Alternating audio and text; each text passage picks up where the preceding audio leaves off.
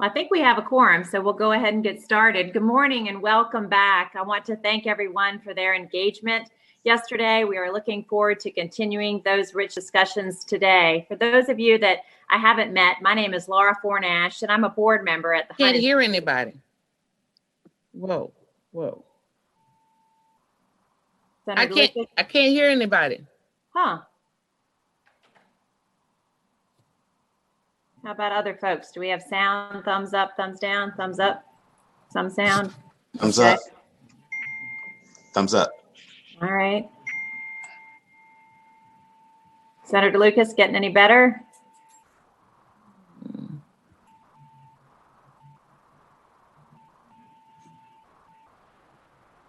That sounds like AOL over there.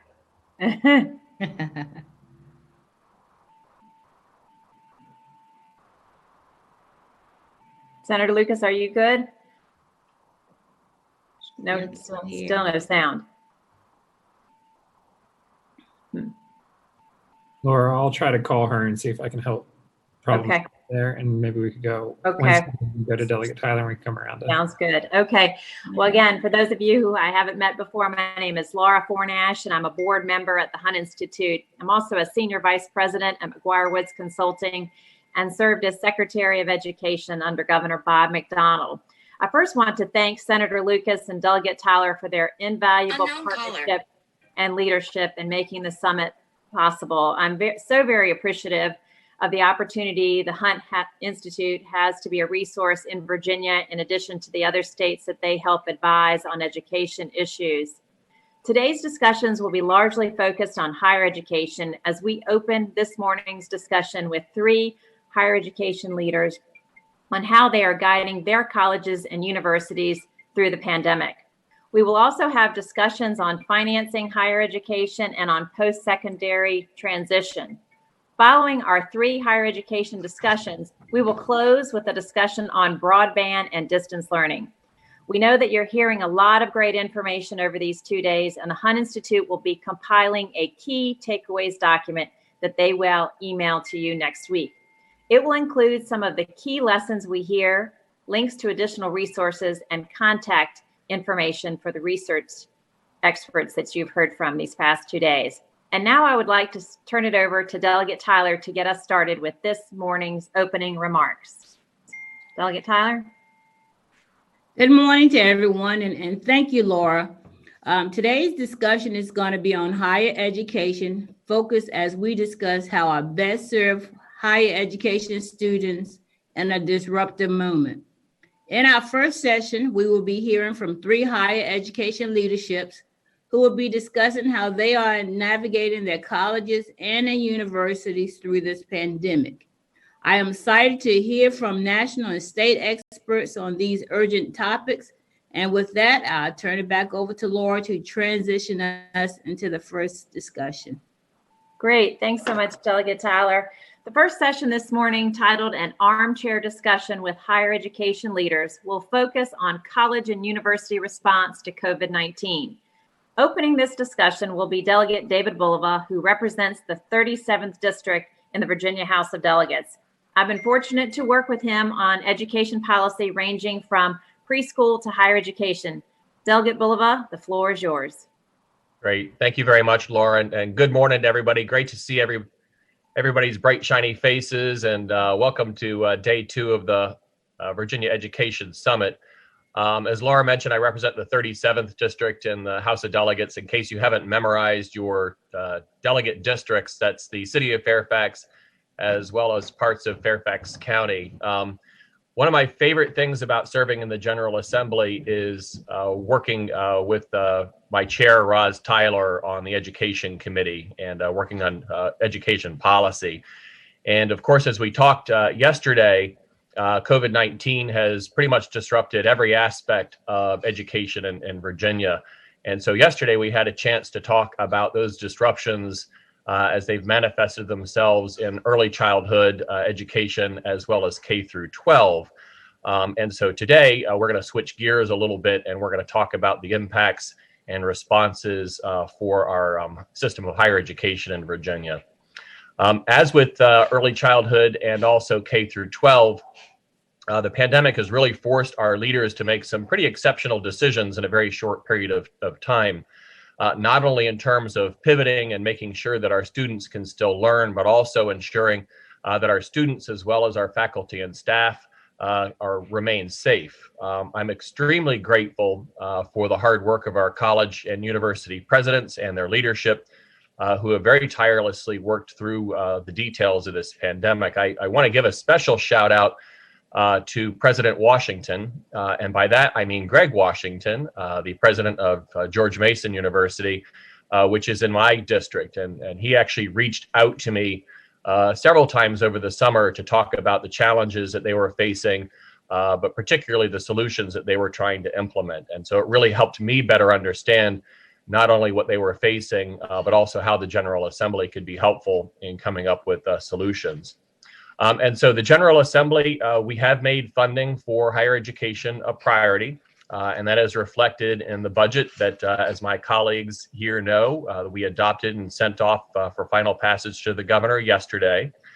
And while we weren't able to re-allot all of the money that was unallotted back in April, we did make some pretty sound investments, both strategic investments from our general fund, but also leveraging the CARES Act money to the tune of about $180 million that will go to the Commonwealth's institutions of higher learning to help navigate the pandemic. I also think it's worth mentioning that in addition to the immediate health and budgetary impacts that our colleges and universities are dealing with, one thing that COVID has also done is it has really accelerated workforce automation, and it has also just dramatically changed the way that we are using and view technology. And that's something that's going to change the way that we teach and the way that we engage in workforce development, not for the short term, but these are permanent changes that we're looking at. And so I just want to thank the Hunt Institute and everybody else for putting together what I think is going to be a great panel to help us navigate these issues. So moderating the discussion will be Frances Bradford, who is the Deputy Secretary of Education in the Commonwealth. And she has spent, and I know this for a fact, literally decades championing higher education in Virginia. And she's worked in several capacities, the most important of which was her role at the College of William and Mary, so go Tribe. But she was also on the State Council of Higher Education. And then, of course, she's got her current role as the Deputy Secretary, where I've had the privilege of working with her. And so I look forward to the discussion. And Fran, I will turn it over to you and your capable hands. Great, thank you. Well, good morning to everybody. And thank you to the Hunt Institute for pulling this important conversation together this morning and for your great work in Virginia. And to Delegate Bulova for getting us started this morning. I've had the pleasure of working with him, as he noted, for many years. He takes seriously his responsibility as a legislator and takes the time to learn and ask the hard questions. I know this because he's asked me a lot of hard questions that I've not been able to answer. But the education community is really lucky to have him. Also, a huge thanks to the General Assembly members, especially our education committee chairs, Delegate Tyler and Senator Lucas, and all those also participating this morning. Your interest and engagement shows your commitment to Virginia's system of education from pre-K through our colleges and universities and all those involved, especially in these unusual and difficult times. As Dr. Herron from Williamsburg, James City County Public Schools noted yesterday, this has been a really challenging time for education in Virginia, across the country, and really all around the world.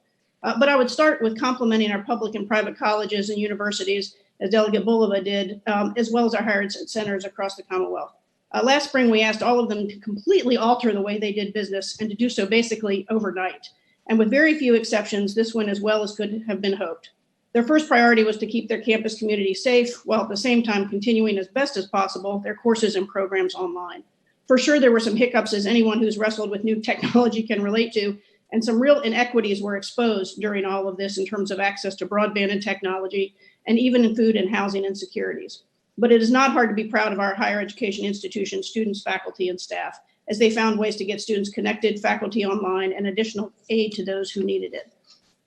All of this comes at a cost, which I am sure we will be discussing together for many years to come. Some of them have the governor and you all have begun to address, and it certainly has raised some important questions about equity, program delivery, really what higher education could and should like in the future. We will have to look back on all of this in order to better prepare for our future and ensure Virginia continues to have the nation's best higher ed system. Getting this right is hard but necessary. As the 2020 Summit Agenda reminds us, focusing on the education continuum from early childhood to post-secondary education in the workforce is critical to ensuring Virginia reaches its goal of being the best educated state in the nation, as well as maintaining Virginia's rightful place as the best state for business. These two things are intricately connected, something that has been starkly highlighted as a result of these past several months.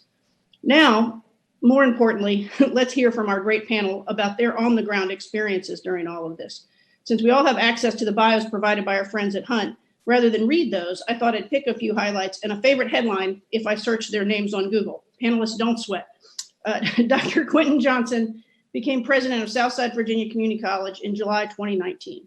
Before arriving in Virginia, he worked in higher education, senior leadership roles for more than 20 years at institutions across the country. In my role, I've had occasion to visit many institutions. President Johnson was among the most energetic of campus leaders that I have encountered. His energy and enthusiasm are infectious, and his commitment to offering the educational opportunities that his community and business need is notable. And the best thing to pop up on Google was a headline that reads, "Lean Mean Johnson leaves us in tears." Now, in fairness, that turned out to be about Boris Johnson across the pond, but somehow it seemed to fit since his infectious sense of humor can really bring you to tears. Dr. Irma Becerra took office as the 7th president of Marymount University in Arlington, Virginia on July 1, 2018. President Becerra, who is a passionate advocate for all students, regardless of where they came from, has lived by her grandmother's words. Remember, whatever happens, no one can ever take away your education. I know firsthand how proud she is of her institution's recent and exciting designation as the only Hispanic serving institution in Virginia, something we should all cheer. And the best thing to pop up on Google, an article titled "Women Who Mean Business." And if you spend any time with her, you know this is true. President John Alger has served as the 6th president of James Madison University since July 1, 2012.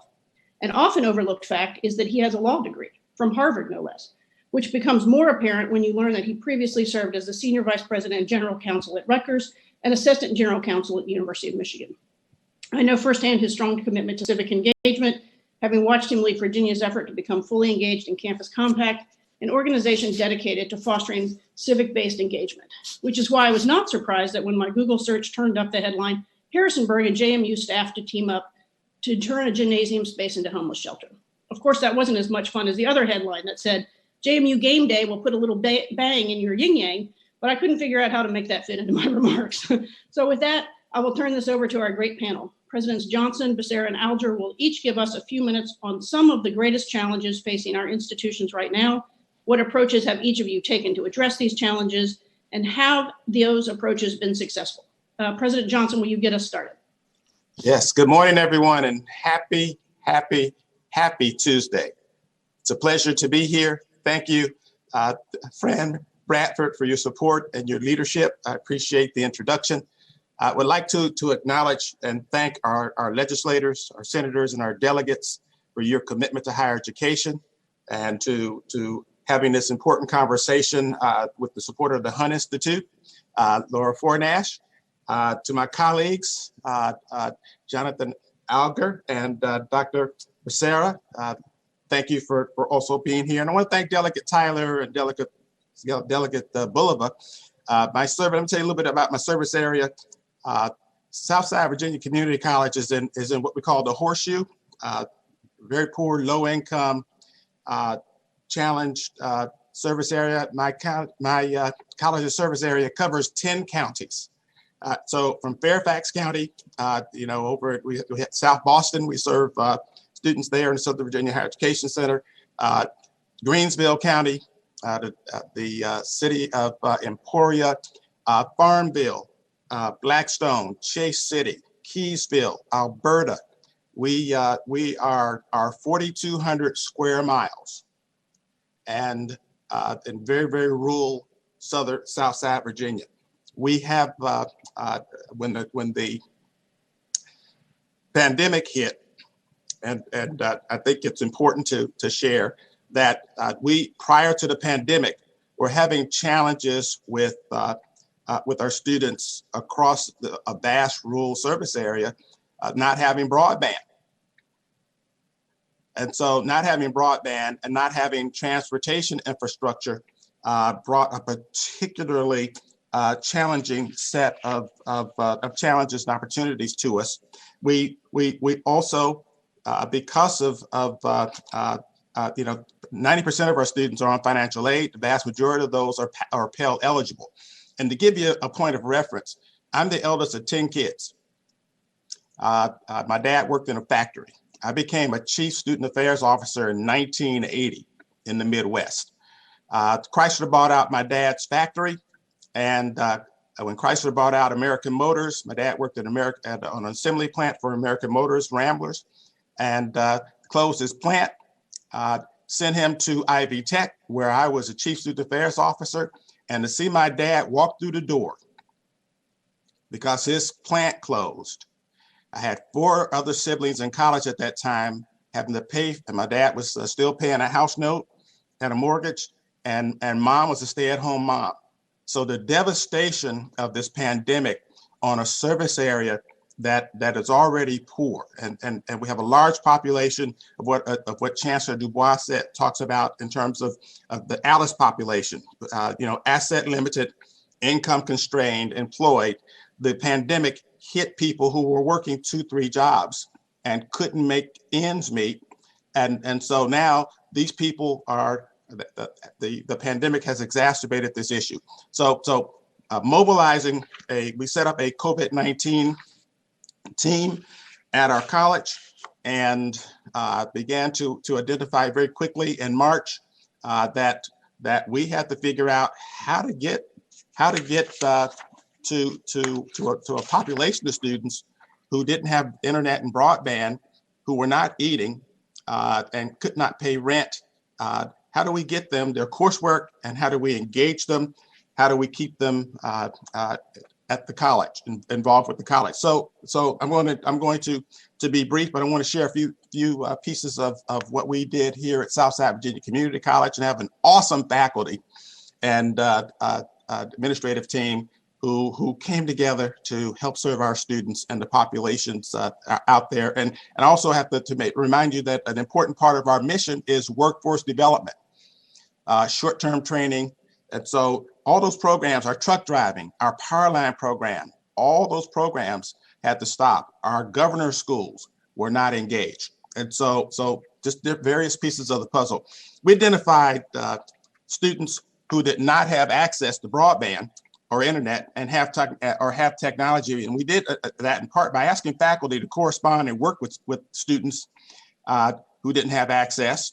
And we did that by identifying students who were inactive in courses and who self-identified as not having technology. Our faculty worked to develop individualized plans with our students. Faculty worked directly with identified students to develop individualized education plans for completion. And this was complicated because we had to mail information and coursework to a vast number of students. Did not have budgets to do that, but we did it because it was an important piece of the work. And so this broadband issue and internet, lack of internet, really particularly hit Southside Virginia and our vast service area very, very hard. And so our grading, we used incompletes, and we adopted no pass grading system to minimize the effect of the disruption on students' GPAs. Computer access, this is an important piece. We identified a list of places, probably about 80 businesses in localities within across our service area that had free or open Wi-Fi, and that included parking lots. And so we expanded Wi-Fi in our parking lots on our main campus in Alberta and in Keysville. We expanded online IT help desk services for our students, faculty, and staff. We explored roadblocks of using certain devices to access our internal Canvas and develop guidance for students. We explored the use of minimum technology standards for admission to our college.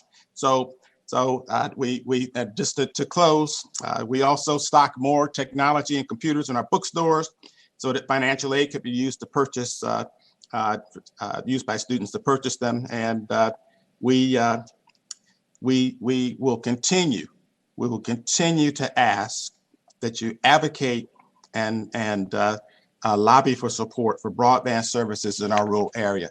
If we can't get word, if we can't communicate with our students, and they can't do their work, they don't have the technology, the ability to do that, we can't get opportunities to them so we can get them into short-term training programs, we can get them into college transfer programs, and deliver our mission. So thank you for the opportunity to talk with you.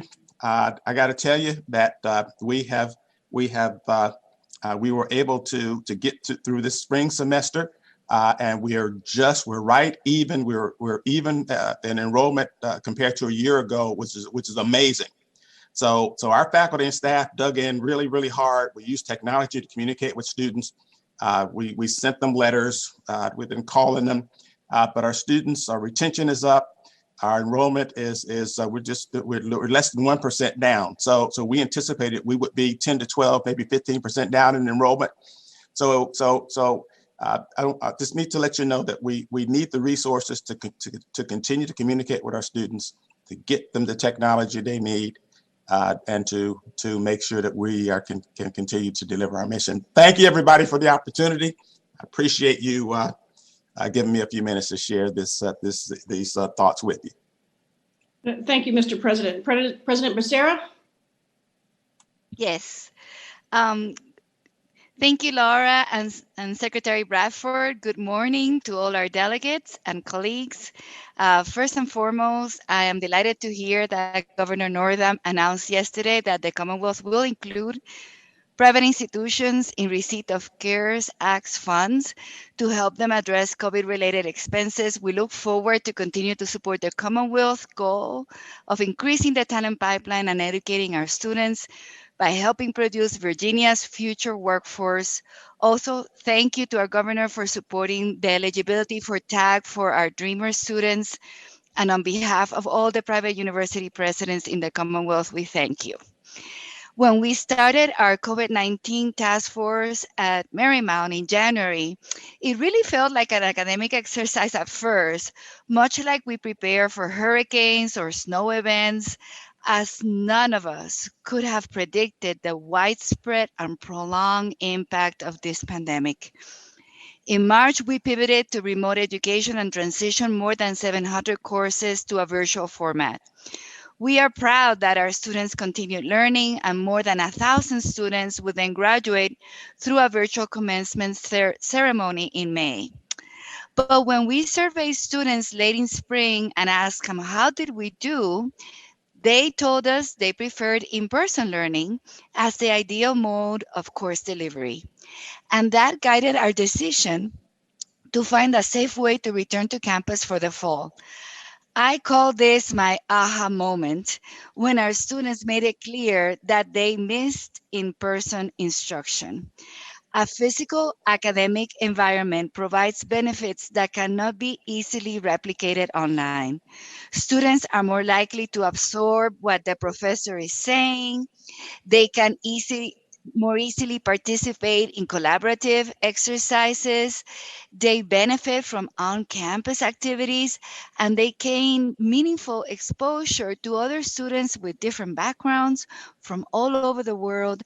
And we know that these experiences help students discover what their passion in life is. And that is what higher education is all about. For this reason, we started repopulating campus as soon as we received approval from CHEV on June 22nd with staff members, and then students returned back in late August.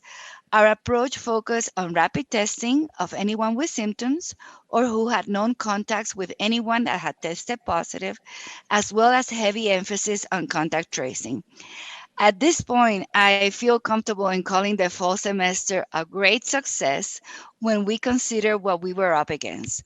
Only about 1% of our entire community has tested positive since the weeks before the semester started, and there have been no major outbreaks or hospitalizations.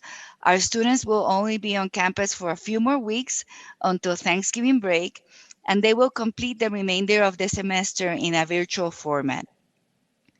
The greatest challenge we have faced is having to figure out a path forward without any clear federal direction.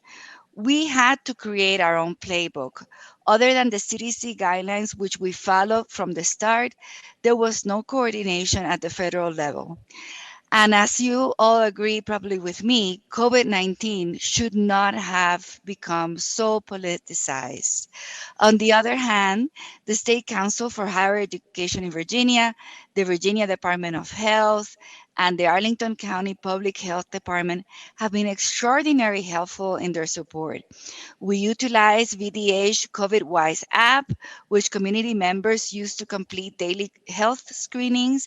Both the county and state health agencies have been great partners as we work to mitigate the spread of the virus whenever positive cases were identified on our campus. And their resources were very helpful when we thought to provide targeted testing for asymptomatic individuals. I am encouraged by the willingness of Virginia higher education institutions to adapt to COVID-19 and continue meeting workforce needs in the Commonwealth. I remember in the spring, many Marymount nursing graduates went straight from virtual commencement to working at ICUs and helping COVID-19 patients. This pandemic has shined a light on our areas of biggest need: healthcare, cybersecurity, business, and others. And we're working harder than ever to fill that need. For example, Marymount is working to support Virginia's efforts to prepare more cyber and tech workers for their careers, and we are an active member of CCI working with Innova Node. We are continuing to work closely with the Northern Virginia Community College to help more students transition their studies to Marymount. Marymount is also partnering with public institutions on Go Virginia projects, and we're eager to partner with them in key areas such as engineering, healthcare, and criminal justice. And finally, I'm happy to share with you, like Secretary Bradford mentioned, that this year, Marymount, for the first time in its history, became a Hispanic serving institution with 25.1% of its students Hispanic and the only one in Virginia. So it's nice to see you all this morning, and thank you for inviting me to be here today. Thank you, Madam President. And that really is exciting news for Virginia. So I appreciate you sharing that. President Alger? Thank you, Fran, and good morning, everybody. It's great to be with you here from Harrisonburg. I too want to start with a word of thanks to the General Assembly for your support for higher education, especially in the special session with the CARES Act and COVID relief funds, as well as the general fund support. This was really critically needed at this time for Virginia higher education as we face these unprecedented challenges. So on behalf of all of us, I too want to thank all of you for your commitment to higher ed. So first, I'll list the major challenges we face, which are like what you've heard from my colleagues, and then how we've been approaching and dealing with those challenges. So, of course, first and foremost has been protecting public health and safety, and that means staying flexible and being prepared for sudden changes due to the nature of the pandemic. And we've worked very closely with the city and the county, the community around us every step of the way through the pandemic. Second, you've already heard about enrollment and academic challenges. So how do you keep students enrolled and on track with academic progress during this pandemic? Because of course we know that we're producing that educated workforce that we need for recovery and resilience for the Commonwealth. In our case, the fall enrollment was 1.3% below the original projection before the pandemic hit. Almost all of that due to out-of-state students. And of course, you can understand that's a trend around the country that you're going to have a hard time attracting and keeping out-of-state students, especially when so much is in this virtual context. And that, of course, has significant budget implications for institutions. You've already heard about the digital divide, and that is certainly something that we have seen as well in our student body that we had to deal with. The next challenge, of course, the financial and budgetary challenges have been enormous. You've had very significant increases in expenses with technology, testing, quarantine and isolation space, increased staffing for the University Health Center. And of course, the revenues are way down, right? You had significant refunds that were offered for tuition, room and board, bookstore revenues being way down. So many sources of revenues were down. And this is at a time when, at least for us, over the last 2 years, tuition has been frozen, as it has been at many of our public institutions. So financially some real challenges here. And I would add to that the need for financial aid that has gone way up during the pandemic due to changing family economic circumstances.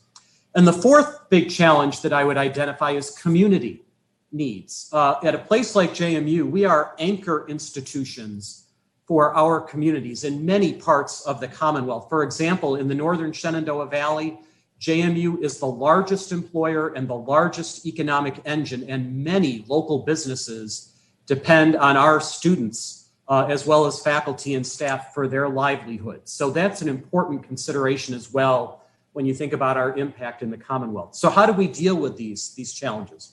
Well, first, like our colleagues, adaptability, right? We spent many months making contingency plans before the academic year started, and we knew going into this year that we would have to be nimble and flexible to change course and to react to circumstances as needed. We invested heavily in technology to support online learning. We invested heavily in faculty workshops. Hundreds of faculty participated to learn how to use these tools. We had cleaning and safety protocols and equipment. So a lot that we did to prepare the campus. I will say that testing has been one of the big challenges in Virginia, and it varies by region. So in our case, equipment was diverted to nursing homes and other facilities right before the start of the academic year. That created some challenges, and tests were not readily available in our region at the beginning of the academic year to the same extent as they were in other parts of the country and other parts of the Commonwealth. Every campus and community, of course, is unique here, and waves of the virus have hit campuses at different times. So at JMU, we got hit early. We had a spike in our off-campus population shortly after the students came back, and guided by medical and public health experts and working with them every step of the way, we took some decisive steps to stop the spread. We pivoted to online learning for several weeks. We de-densified the campus temporarily, so about 15% of our students did leave campus on a temporary basis, again, on the advice and following protocols from the medical and public health experts. But the good news is we took these difficult steps and they were successful. The numbers are way down. We have 24 active cases in a university population of faculty, staff, and students that numbers well over 26,000 people. And there's no evidence, by the way, that cases are spreading from students to faculty and staff on campus or in classroom situations. So a lot to feel good about there. Of course, we always knock on wood because we know the pandemic is continuing. We also have greatly expanded quarantine and isolation space as well as testing. Thank goodness, additional testing has become available. We're now doing surveillance testing in addition to testing individuals who need it. These steps are, of course, expensive, but they are ongoing, and we're grateful that additional resources have become available. On the enrollment and academic front, of course, we've had a mix of in-person, hybrid, and online courses. Like Dr. Becerra indicated, our students do prefer to be in person when possible, but the students have been flexible, and I've really been impressed with their resilience as well as the faculty. We've been staying in touch with students who deferred or withdrew because they didn't want to have this unusual experience this year. And the hope is that many of them will come back either in the spring or in the fall. I especially want to acknowledge the General Assembly's support for targeted innovations like the Online Virginia Network, which is extremely helpful. Those of you that know OVN, that's a fairly new initiative where several institutions are working together to make online education available across Virginia. We kept our campus facilities totally available, especially for students that need Wi-Fi and libraries and other resources. And we've been extremely generous with refunds for tuition, room, and board. On the budget front and financial front, to help us through the crisis, of course, we've taken very stringent cost-cutting measures. We've had an extended hiring freeze, for example. The state support, the CARES Act funds have been absolutely crucial, and we are very, very grateful for what you have done on that front. With financial aid, we pivoted all of our fundraising efforts late this spring for emergency financial aid for students and families because so many families' circumstances had changed. We raised over $750,000 in a short period of time, which kept over 130 students in school who might not otherwise have been able to stay in college. And then finally, on community support, knowing our role to support the rest of the community, we've used our faculty, staff, and student expertise to provide support and services to many local businesses and organizations. For example, developing protocols to help small businesses and entrepreneurs reopen safely, manufacturing and sharing PPE locally with healthcare providers, providing virtual services like literacy support for local children, and telehealth services through the College of Health and Behavioral Studies for people who couldn't visit doctors during this time. And finally, we formed a new Economic Development Council that is going to coordinate support for our community as it recovers. So we have big challenges that continue, but this is something that we've learned a lot. We are working together, and we really appreciate all that you continue to do. President Alger, thank you for those remarks, and thanks to all three of you. It is clear that this has not been an easy several months, but you all and all of your campuses have worked hard to address the challenges. Would like to take advantage of the time that we have to ask these three some questions, some easy ones, but ask them some hard ones too. I know that they're up for the challenge, and just feel free to put them in the chat or raise your hand and I'll do my best to find you. While we are waiting for questions to come into the chat, maybe I'll turn to President Johnson with the first question just in my mind, and that's as we are chatting with the legislators, how should the legislature, President Johnson, be thinking about higher ed in the coming session, and what topics and issues should they prioritize? And you touched on a few of these, but if you just sort of reiterate those and offer any others that you might have. Yes, thank you. And I wanted to acknowledge to Jonathan. My grandson is at your university, and you're doing a great job communicating with him and taking care of him. Thank you. Thank you. Broadband across rural Virginia is, I think, broadband needing to be a utility as opposed to an option here and there. We have to, if we can find a way through your support to advance that, to continue to advance that conversation. And I know you're going to be talking about it more and through this session, but for my 10 county service area in the city of Emporia, we need you. G3, we have with our Alice population, my institution is a minority serving institution. We have so many underemployed, unemployed Virginians throughout our service area that need short-term training. Like my dad, he needed to get back to work quickly.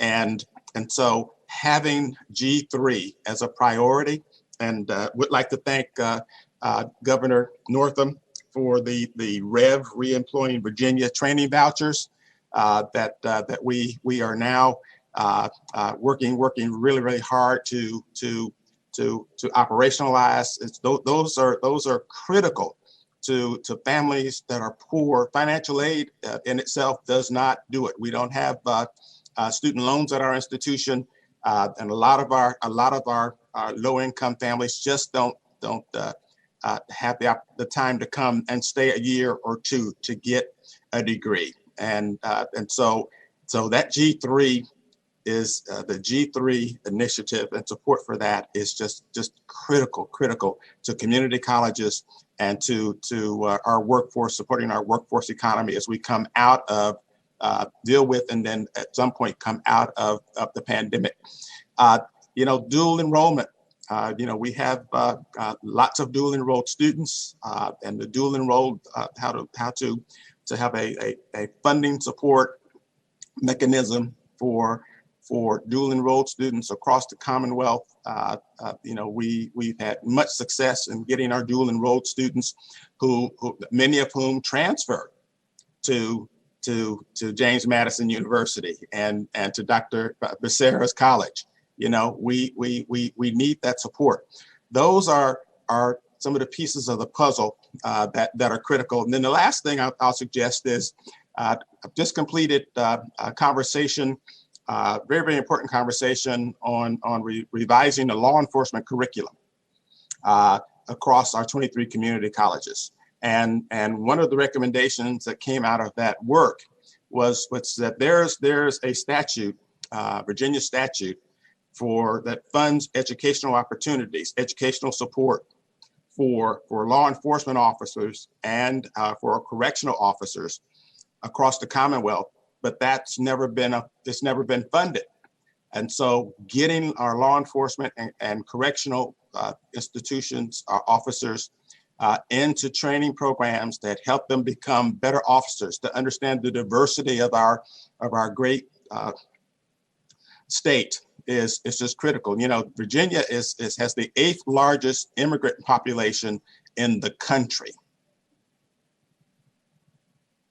So I wanted so those are the items that I would share,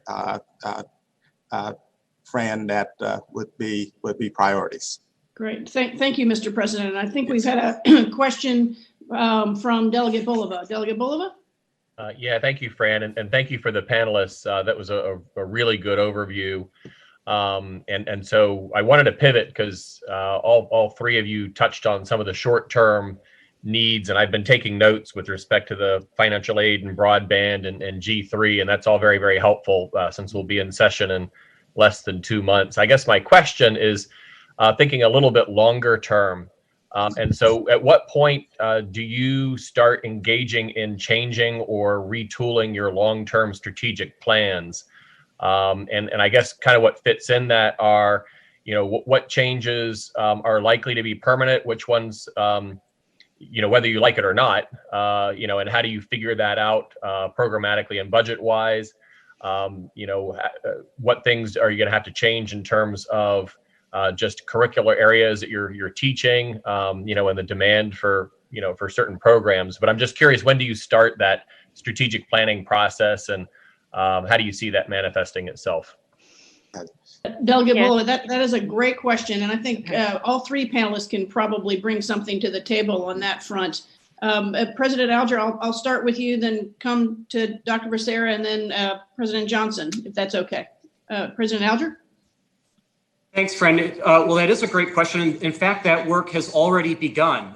In the spring, when we were looking at our strategic plan, which we update every year, we added a key priority on recovering and learning from the pandemic. And I actually, in addition to appointing a contingency planning task force to deal with the pandemic, I also simultaneously appointed a pandemic-related learning and innovation task force, precisely to this question, to figure out what can we learn, how can we innovate coming out of this crisis and going forward. And so they are looking very carefully at how we teach, you know, what are the shifts and demands. One of the things I would mention, for example, that we're already having to think about is there may be something of a shift from a need for brick and mortar going forward and more to technology needs. It's really expensive to do high quality online education. A lot of people think you can do this on the cheap, but to do it well and to do it right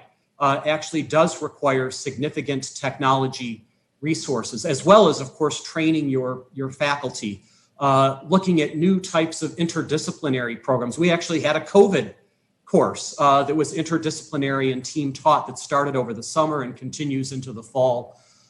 You're certainly seeing an increased interest in an area, not surprisingly, like the healthcare disciplines. And I think going forward, that's something that the Commonwealth should be thinking about in investing in. There's going to be additional needs, certainly on that front. And, you know, reaching non-traditional, if you will, populations. So, you know, one of the things we've all learned about the technology as faculty have become more comfortable with it is how can you leverage that to reach people that can't always be on a college campus, to do it synchronously or asynchronously. That online Virginia network, I think, is going to be one key to that. That is also something that colleges can work together on, as we do through the 4VA program that some of you may be familiar with. So I think there's a lot of innovation that is going to come out of this. We are not just going to go back to the same old way of doing things. By the way, we're also doing this to reach alumni, to reach people in terms of fundraising. So you're seeing the use of technology in all sorts of ways. And I think that's going to continue and will be a very important part of our strategic plan going forward. Great, thank you. President Becerra? So, yes, Delegate, in answer to your question, when do we start changing our strategic plan? Well, we started already, and we also are adding, we are actually going through a process of a curriculum redesign and including a postgraduate certificate in equitable justice for our police in Arlington, but also beyond. Also, we are looking at starting a program in engineering, and we certainly are aware that this will not be the last pandemic that we will be facing. So how do we as a nation, how do we prepare a nation to be more resilient to future pandemics? In addition to all the current financial challenges that President Alger identified quite well, we are also thinking about what are some of the ongoing possible financial impacts. For example, will students opt not to attend college because of their family situation, or are they going to have to be taking care of elderly family members or siblings so they cannot devote themselves to full-time learning? How will these financial issues affect students and schools that may lead to lower graduation rates? And therefore, if they graduate at lower levels, that would diminish the talent readiness, the pool available to qualify for the jobs that we need them to fill in. And one clear lesson that we have learned as a nation is how the ongoing pandemic has disproportionately affected socially disadvantaged groups according to race and ethnicity. So higher education must find new ways to increase access and personalization, while we allow members of underprivileged groups to earn degrees that will secure their future and their family's future from future potential pandemics and times of social upheaval. So we are actually rethinking all the areas that we're going to be teaching in the near term to our students to address the needs, and what are some of the wraparound services that our students will need to be successful in these post-pandemic days. Great, thank you. Dr. Johnson, if you don't mind taking a quick crack at this one, and then we've got another one queued up just for you. So I'm going to come right back to you. All right, thank you. The Virginia Community College system embarked on a strategic planning process a couple of months ago. I am on that strategic planning task force, and so the strategic plan will be a 6-year plan, 2021, 2027, which includes it'll be a strategic plan that will have a diversity lens piece to it that is going to be a little bit different, but it really will look at our ALICE population and how we get people to work over the next 6 years. Our pandemic planning within the Virginia Community College system and at Southside Virginia Community College has really, we've been looking at how we're going to serve students into the future. We don't think that we'll ever go back to 100% students in seats, in classes, expanded online technology, availability of programs, and offering those programs via technology across a vast service area will be an opportunity to really do things differently. As we come through the strategic planning process from the VCCS, we will, in our service area, be working with business and industry partners to expand career and technical educational opportunities. Go Virginia, Go Tech, the Southern Virginia Education Center in Greensville County and Emporia. We're doing HVAC and working with our K through 12 partners to expand opportunities, both K through 12. We're doing some things with adults with career and technical education programs, and the Southern Virginia Higher Education Center in South Boston. We're doing some things. So that's just a quick snapshot, and I wish I had a little bit more time, but thank you. Great, thank you. Senator Hashmi, do you want to ask your question? Oh, thank you, Fran.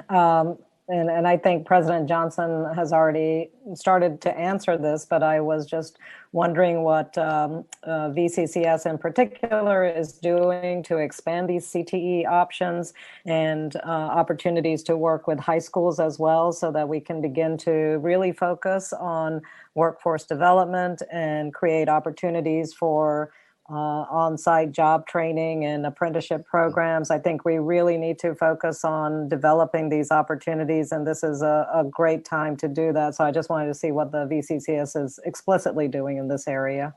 Well, the VCCS has committed resources to workforce development and training. If you've not heard about our Powerline training program which is at Blackstone, our Dominion Energy and our business and industry partners, our energy partners in the region, the VCCS supported the establishment of that program, and we have a waiting list for Powerline training. It's an 11-week program. Students come out earning $50,000 to $60,000, and with overtime can be in six figures after an 11-week experience. So those are the types of opportunities that within the VCCS we are committed to workforce development. Our strategic planning process is committed to expanding those opportunities, and with the real focus on the ALICE population. People who are working but still can't afford to make ends meet. We've got to get opportunities to them in our career and technical education opportunities that from K through 12, and an important part of that conversation is having clear pathways. And so those pathways for K through 12 adult, so you can start with a certificate, but then move into come back and add credentials, come back and get a 1 year, get a diploma, then get a certificate, then come back, get an associate's degree. And so as you advance, you make more money. Now financial aid is a critical part of that. But the commitment through the VCCS is strong. It's across our 23 community colleges. And at Southside Virginia Community College, we have a very, very strong workforce development program. Our auto diesel, our technical programs, our health, our nursing program is one of the top programs in the Commonwealth. And so as we look at those opportunities and expanding them, LPN, practical nursing, and I can go on and on, but we are very, very focused on workforce, career, and technical education, and appreciate your support and interest in that area. Thank you. Right. Thank you. And Senator, thank you for that great question. We've got about 5 minutes, and I've got two folks in the queue, Delegate Davis and then Delegate Keene. Sure. Thank you. And I appreciate everyone being on here. I want to go back for a second over when it was mentioned the cost of technology. And there's no doubt that the cost of technology is great to convert over something long-term that allows you to provide the same quality instruction remotely as you can in the classroom with the professor. My question is, we've talked about this for a couple of years, and I think many of us don't mind making the investment, but I'm wondering, what does that ultimately maybe do to the cost to the student? Does it start bringing down the cost as some would anticipate? I specifically look to the Western Governors University. I believe then Delegate Ben Klein, now Congressman Ben Klein, pointed out that they have degrees for $16,000. It's all online. If we make the investment, does that start bringing down or work to start bringing down the cost of a college degree? Can I take a stab at that? Please. Fran?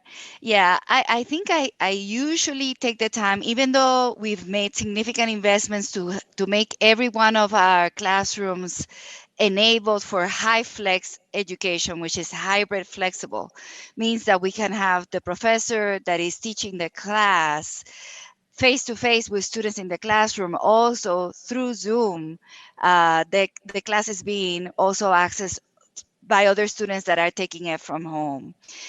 The thing is that remote education, which is what we did as we pivoted back in March, is still preserve the faculty to student ratio. At Marymount is 12 students to a faculty member, and the students like that closeness with their faculty member. This model of online presumes that you have one professor to hundreds or thousands of students, and it completely changes the educational experience for our students. And many of our students have complained to us, and as they witnessed it this semester, that they did not learn as well, that it was too distracting, that is not the best way to learn, and the retention and graduation rates are much lower. They perform worse even if we still preserve the small student to faculty ratio in an environment that is remote. So we have to think about, online education, one professor to hundreds and thousands. It's first of all, it's not for everybody. It's really more for an adult student who is at work, and it really doesn't lend itself to a successful undergraduate experience at large. Are there some students that benefit from this? Yes. Are we going to be ready to address those students? Yes. Marymount, we launched fully online programs. Our doctorate in education is fully online, and we have students for the first time this fall, as well as we're going to be putting some of our nursing program fully online. But is it as successful as what we're doing in Virginia right now? Without a question, no. If I could just add a couple thoughts to that. I agree completely with Dr. Becerra. All of us are certainly increasing online programs, hybrid programs, where they make sense and where they work. I would point out that at least in some cases, when you really look at what's going on with some of these massive institutions with online, the graduation and retention rates are much lower than at institutions like ours. And so that's important to keep in mind, in terms of student success. I do think that there are certificate programs, adult learners, where it makes a lot of sense, where people, have the discipline, they can do this and they can't get back to a campus on a regular basis. But the biggest expense in higher education in many respects, frankly, is faculty. And what the students want and what leads to student success is that close faculty-student interaction. I teach right now, and I can tell you I've been in touch one-on-one with every student in my class. And if you've got 80,000 students, you're not going to be able to do that in the same way. So I think it's important to think about the quality of what we're providing, as well as how to use technology to enhance what we're doing. Mr. President, thank you. I'm going to ask Delegate Keem if his question is a quick one, if we can squeeze it in. Sure. Thank you, Fran. And for this question, because it is a little bit of a lengthy topic, I would ask if the campus is represented here as well as other campuses that may be following this, if you can provide us with either some kind of written answer or maybe some other conversation, because this is a very serious topic and an important one that we didn't get a chance to work on. It's about COVID. And I want to couch this by saying all of the higher education institutions have done the best you absolutely possibly can under an unprecedented circumstance. So this is not about finding fault or pointing fingers or going back and saying, had we known something, because obviously none of us did. So I appreciate all that you've done, but I think there are some ways that we could try to improve. And after any situation, having an after action review and making sure that you did what you did at that time and knowing what you know now and having more tools, how can we improve? And with colleges like schools, K through 12, we get a chance to do over once the next semester opens up. The experience that I've seen just both as a parent as well as being on the higher education subcommittee over the last few months was that some schools relied heavily on input and advice from professionals, whether it's from CDC all the way down to our state VDH.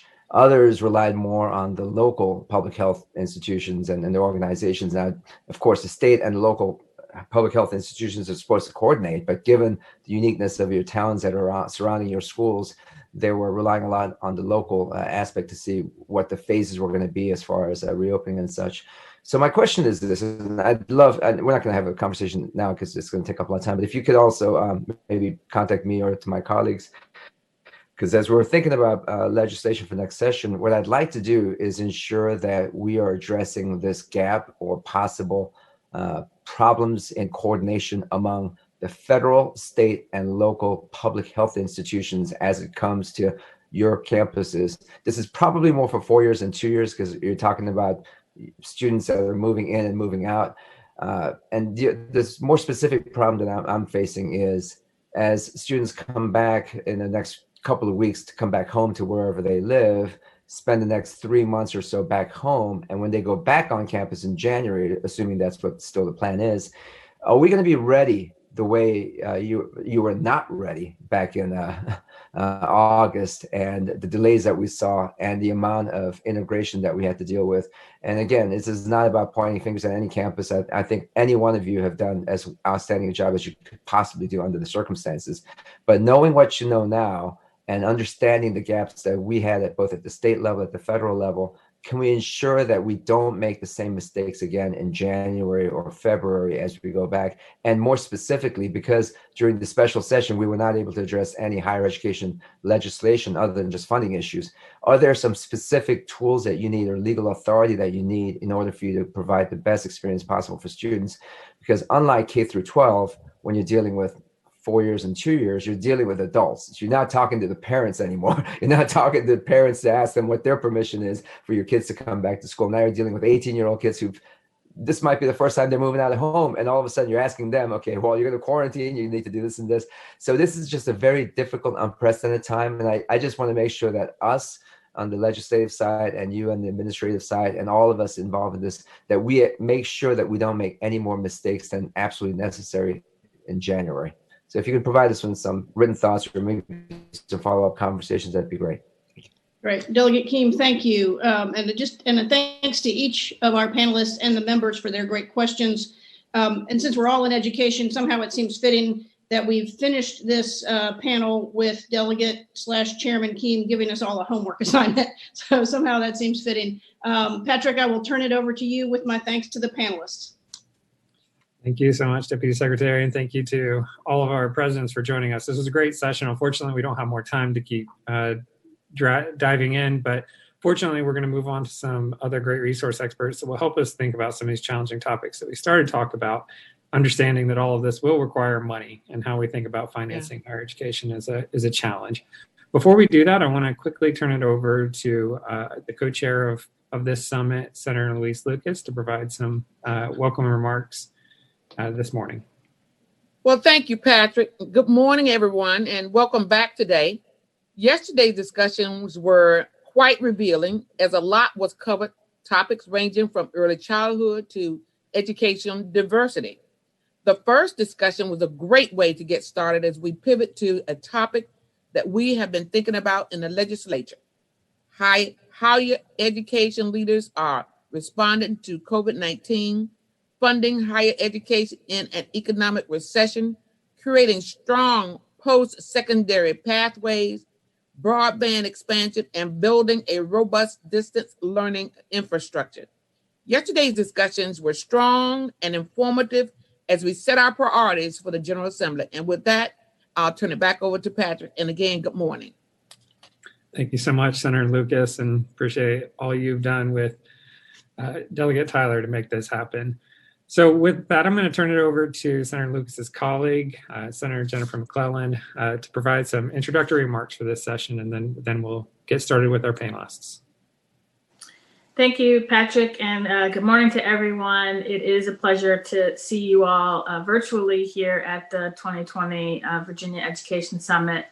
And although we cannot be together in person, at least we can still come together to discuss these important topics and share ideas on how the legislature can help serving the Commonwealth students well.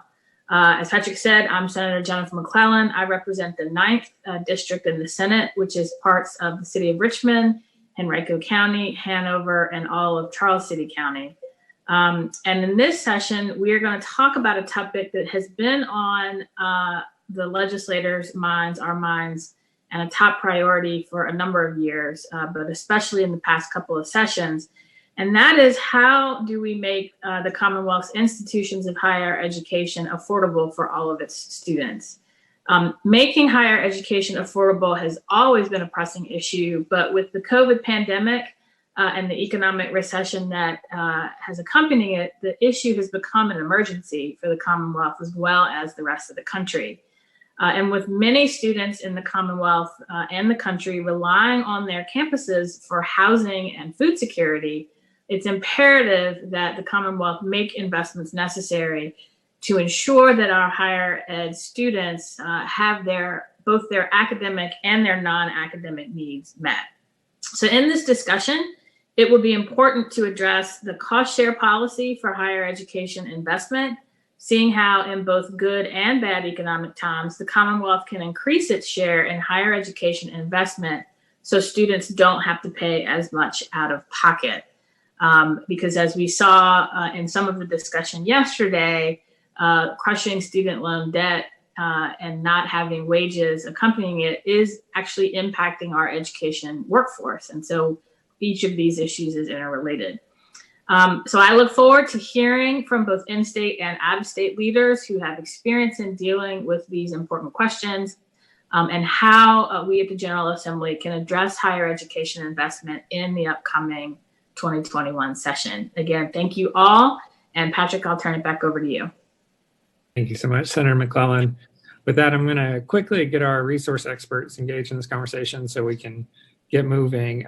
We're going to get to hear both a state and a national perspective, and we're going to start with that broader national perspective first. And so with that, I'm going to introduce Dr. Danette Howard, Senior Vice President and Chief Policy Officer at the Lumina Foundation, an organization that's been doing a lot to advance post-secondary attainment across the country. Dr. Howard, would love for you to start by just helping frame a little bit about the state of financing in higher education across the country to help us think about Virginia more specifically.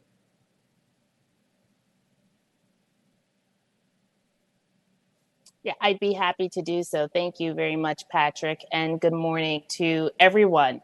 I'd first like to thank Senators Lucas and McClellan for their introductory remarks, the staff at the Hunt Institute for the invitation to join you here today, and the members of the House and Senate Education Committees for being here for this very important discussion. So I'm pleased to be here on behalf of Lumina Foundation and our state policy team, which is dedicated to helping all 50 states increase post-secondary attainment. Today, I'll share information about some of the trends we're seeing across the country, as well as a few thoughts we believe policymakers should consider as you're making higher education funding decisions in light of the coronavirus pandemic. Now, according to the Center on Budget and Policy Priorities, as a result of COVID-19, between fiscal years 2020 and 2022, states are projected to experience dramatic budget shortfalls that top $550 billion.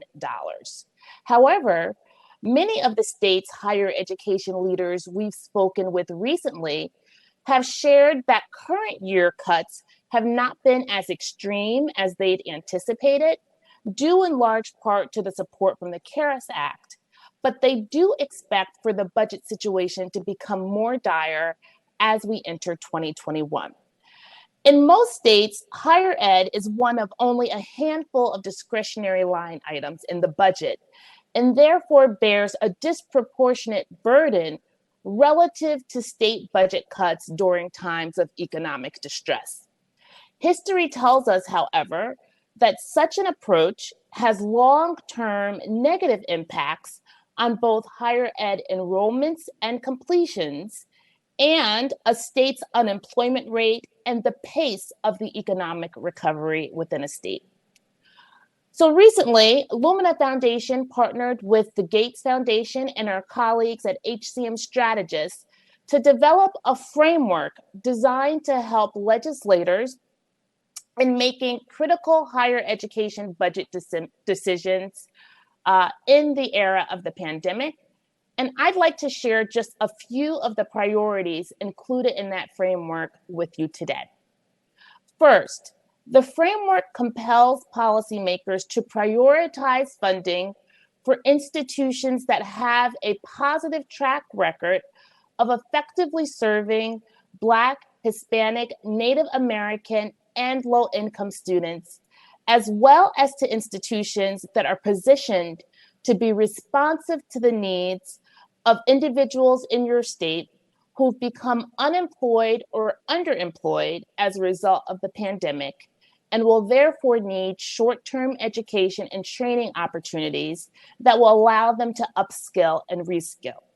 Now, the reality is that Virginia is one of the most educated states in the nation, but it also has some of the deepest and most inequitable attainment outcomes as well.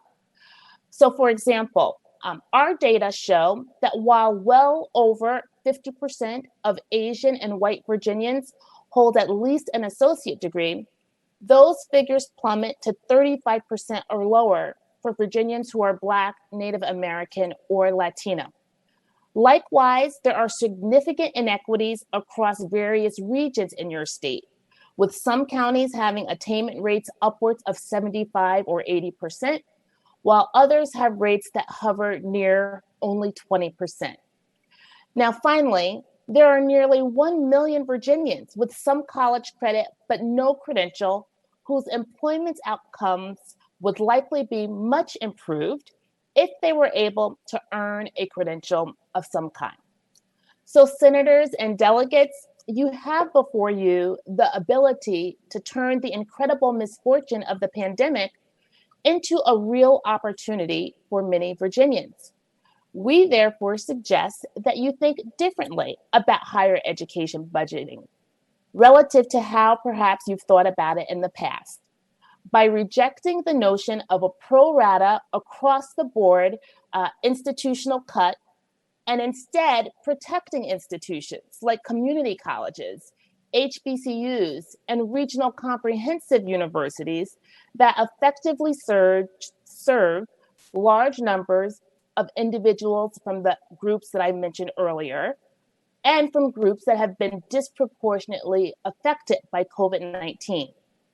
And if and when possible, prioritizing new investments to those very institutions. Second, we suggest that you protect and expand need-based financial aid by reallocating, and again, when possible, increasing investments in this area, and that you commit to meeting the full cost of attendance for the most vulnerable students, even if that means reallocating funding or tapping into the state's rainy day fund. At this time, perhaps more than any other, students not only need resources to cover tuition and fees, but many are also in need of housing and food support, childcare and transportation assistance, and very importantly, access to mental health services. And finally, we suggest advancing strategies that support students' ability to actually complete credentials and that will allow them to get back into the workforce. This means prioritizing funding to institutions that offer and support the completion of credentials that are aligned to in-demand career opportunities in the state of Virginia. This will be an especially important and I think very effective strategy for workers who have been displaced as a result of COVID-19, as well as for those 1 million Virginians I mentioned earlier who have some college experience but no credential. So in closing, as you are making very important and very difficult budget recommendations over the days and weeks ahead, I encourage you to remember that supporting Virginians in earning high quality, employer-aligned credentials and prioritizing funding for the institutions that have proven to do this well is not just a higher education strategy. It's in fact an economic development strategy and an economic recovery solution. So thank you very much for your time this morning, and I look very much forward to your questions. Thank you so much, Dr. Howard. Next, we're going to turn to a more Virginia-focused expert. We'll be joined by Marge Connolly, who chairs the State Council of Higher Education for Virginia, SCHEV. Marge, we'd love to hear from you a little bit about, specifically in Virginia, some of the work that SCHEV's been doing as it approaches higher education funding in recent years. Sure, thank you. And I do want to echo Dr. Howard's thanks to all of you for spending this time and attention on this incredibly important topic. As I think all of you know, one of SCHEV's roles is to develop an overall plan for the Commonwealth and to set high-level goals associated with that plan. And ours is quite simply to become the best educated state. And, we've defined that to be 70% of our working population having some form of post K-12 credential. Right now we're at 54%. We've seen a bit of progress, but obviously still a considerable way to go.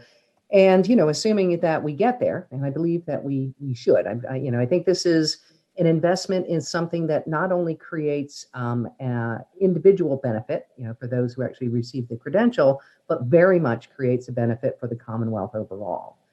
There was a study a couple of years back by the Weldon Center that indicated that for every dollar that the state invested in higher education, there was actually a return of revenue increase of $1.92. So, almost doubling the money there. So, while we can't swear that exact correlation will continue as we increase the credentials that are obtained, I do think that kind of, pretty dramatic positive result is highly likely. So, I think we need to really think hard about how do we fund, because clearly if the numbers go up, the funding actually becomes bigger just because of that in and of itself.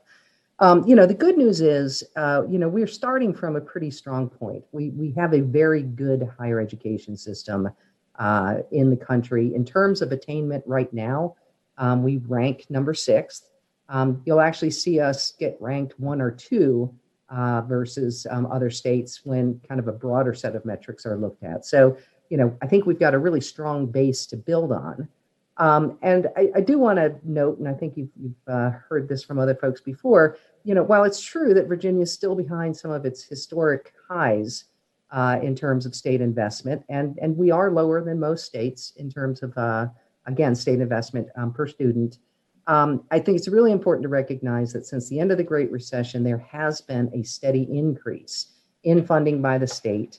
I think it's very important to note that, when things kind of came to a bit of a grinding halt here because of the pandemic, no cuts were made. And, in this last session, there's an additional $116 million that was invested, as well as, other things that were extremely helpful and greater flexibility in terms of how money is spent, the refinancing of debt. All of those things have been incredibly helpful. And I just want to personally say, I appreciate that investment and continued commitment to higher ed. I also do think it's important to note that on the other side of things, while we still definitely have a challenge associated with affordability, tuition increases over the last few years have been, in some cases, 0, and in other cases, very low relative to some of the again, historic numbers. So again, good news. I think it's fair to acknowledge that I think there are some suspicions that higher education is not efficient, and that costs have increased kind of above what would be considered reasonable. And just a couple of comments to that. Relative to other states, we do spend a little bit more per student. That is true. But because we have a very effective system, our cost per degree is actually better than average. And so, in essence, we rank 25th in terms of our spending. So right smack in the middle. So, we are basically investing, overall spend, kind of down the fairway, but we're getting a superior result. So while I do think that there are opportunities to increase efficiency, I think if we only focus on the cost side of things, I don't believe that we'll get as far as we need to get in terms of creating access and affordability. So that then brings us to this question about kind of who pays for that cost, right? And right now we do have a cost sharing goal of the state funding 67%, students and parents funding the rest. Right now we're currently at 48%. So that's a pretty big gap between those two. In terms of relative to other states, we rank 39th, which not surprisingly then leads to us having a relatively high tuition and fee rate. We rank 15th in terms of highest tuition levels. And in terms of the percent of the cost relative to household incomes, Right now, it's about 47% of disposable income versus a national average of 42%. So, I do believe there is a case to be made for additional investment in higher ed. And I also think, though, it's fair that we think about that investment being aligned more precisely with specific goals, right? And I think those goals could vary. It could be related to student success. It could be related to equity. It could be related to better alignment with employer needs. It could be related specifically to tuition increase mitigation, as it has in the past. But I do think overall there is a good case to be made that it would be a benefit both to individuals but the Commonwealth overall to increase our investment in higher education. I do agree completely that we have to look at this in terms of equity as well, not just overall funding. As was noted, as Dr. Howard noted, the disparities are pretty enormous. I mean, literally 20 percentage points. And, we have to close those gaps. Not just because it's the right thing to do, but because it's absolutely necessary. There's no mathematical way for us to become the best educated state if we don't do a good job at decreasing the disparities that we see. And again, those disparities are by race, they're by region, they're by economic status, a variety of things. But again, I think we have to, every time we consider an investment, I think we have to kind of hold it up against those disparities and say, how will that help to impact, and decrease the gaps there? The last comment I'll make is just briefly on the immediate situation that we have at hand. As you've heard from others, the pandemic and associated recession has just created enormous financial stress on our individual colleges and universities. And, it's hundreds of millions of dollars. And yes, CARES Act money and the upcoming additional investment will help close that. Schools have been, finding, I think, innovative and sometimes difficult ways to close that gap as well. But, we do need to protect this gem. I think in the past, it has been believed that if the state needed to pull back significantly, that the money could be made up by raising tuition and by raising fees. And I just think, that has happened and we're a bit at an inflection point. 47% of disposable income doesn't give you a lot of headroom. And so, my hope is that we will find ways to create financial stability for universities in terms of state funding so that, we just don't create any risk of losing what I think is one of the thing that makes Virginia one of the best places for business, but also one of the best places to live in our country. So again, thank you. And I look forward to your questions. Thank you so much, Marge. With that, I'm going to open the floor to questions from our legislators.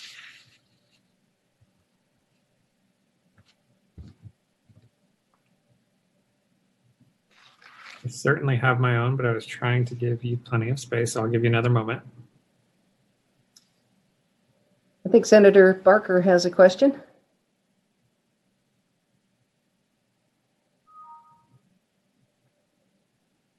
Senator Barker, is there? There we go. Yes. Great. Yes. Thank you very much for the presentation and moving forward on things. Right now, I just want to, I'm on the Senate Finance Committee along with Senator Lucas and Senator McClellan and several various House members. And we actually are in reasonably good shape fiscally in Virginia. We're already exceeding the revenue levels that we had last year when there was no pandemic at this point last year. So we are actually in a position, we've just restored some funding that had been proposed back in March was frozen for some of the additional funding that we incorporated in that budget. But now we have, with the special session that we ended with yesterday, we now have restored a fair amount of that. But and I think there will be substantial opportunities to do more in that respect when we're down in Richmond in January and February. So I think we're heading in the right direction. But I think what we need to do, particularly as it relates to things like higher education, is to try to make sure that we are rather than sort of making just broad general funding decisions, to make targeted decisions that make sure that we get the most benefit for the resources that we have. That's where G3 and some of these other things may provide opportunities for doing something that really makes a difference in the lives of the people who can benefit from that, those types of programs. Our higher education system is generally rated on these some of the annual rating things as either the best in the nation or the second best in the nation. So we do have a very strong public higher education system. What I think we need to focus on is some of the things such as the disparities as it relates to lower income students, to students who have had a less comprehensive high school preparation program, to the differences in geography that Dr. Howard referenced there, which is significant across Virginia, and some of the differences that relate to various racial and ethnic categories there. So I think all those are the types of things that we need to be able to target there to make sure that students get the best benefit and have the opportunity to be able to address some of those issues when they get to a higher education institution and are not put in a position where a substantial amount of them won't complete that higher education program and get a degree in the end. And I think any advice that anyone can give us to how to target some of those types of things, we did put some funding in for at-risk students and some of those types of things in the budget last year. Some of that was removed, but I think we will be able to get back to it. And I think those are some of the types of things we need to look at. And what we need is guidance in terms of helping make sure that we understand where we can get the most bang for the buck as it relates to both the education of the students and their job prospects for the future. Right. Yeah, if I can just jump in. So I completely agree with everything you said, Senator Barker, and thank you. Yeah, and this is, you've heard, I think, this from some of the other folks who've spoken before, but, I very much believe that financial aid is incredibly important. We did revise the calculation of how we allocated or how we recommended allocating financial aid last year. And so I think that does an even better job at recognizing the different missions of the various schools and the different student populations that they're serving. And so helps to, again, start to fill some of the, or bridge some of the gaps in terms of outcomes from some of the different groups that you were just citing. So, my encouragement would be additional investment in that regard. I do think the G3 program has some real benefit. And again, because we've got this short-term unemployment issue with some of these jobs not coming back, right? We know that we've got people who need to retool themselves so that they're more able to be successful. I do think there's an opportunity to enhance our ability to align programs with economic needs. I believe that we can create, I'll say, a data set and analysis that will be more compelling, that will help both students choose careers, but also help institutions determine programmatically how to best align. I think we have a lot of it out there, but it's very disparate right now. And I think creating a more robust and recognized capability would be an asset that all of our universities and colleges could benefit from. And I do believe there's an argument to, and this, I think we want to invest the time and energy to do this well, but our current base adequacy calculation is, I'm just looking at a note here, but we haven't changed that in about 20 years. And so my guess is that it is probably not picking up on everything from the different broad needs that various student groups may have in order to be successful, and may not be fully picking up on all of the costs associated with specific types of programs. And so funding some analysis to help us get our arms around that and perhaps improve that overall allocation process, I think could be helpful as well. And Senator Baker, I would just add to and underscore some of the comments that you've already made regarding the targeted funding approach. So no across the board increases or cuts, but looking in a very intentional way about where those students from those groups that you just named, the lower income students, those students who have typically not shown up in our graduation cohorts, which institutions are they most likely to attend? And based upon the work that we see across the nation and in Virginia, they're much more likely to be enrolling at our community colleges, our regional comprehensives, our MSIs. And so we need to make sure that those institutions that have a track record of serving those students well get the resources that they need to not just continue to serve them well, but to do so at a rate that begins to make a dent in some of those kind of pervasive gaps that we see in the state of Virginia. Because I believe that you will get to your 70% goal without question. The question I think for all of you is, will you get to that goal by exacerbating the gaps or not changing the gaps? Or will you get to that goal by actually making a real difference and seeing those inequitable outcomes shrink? Thank you both. Other questions?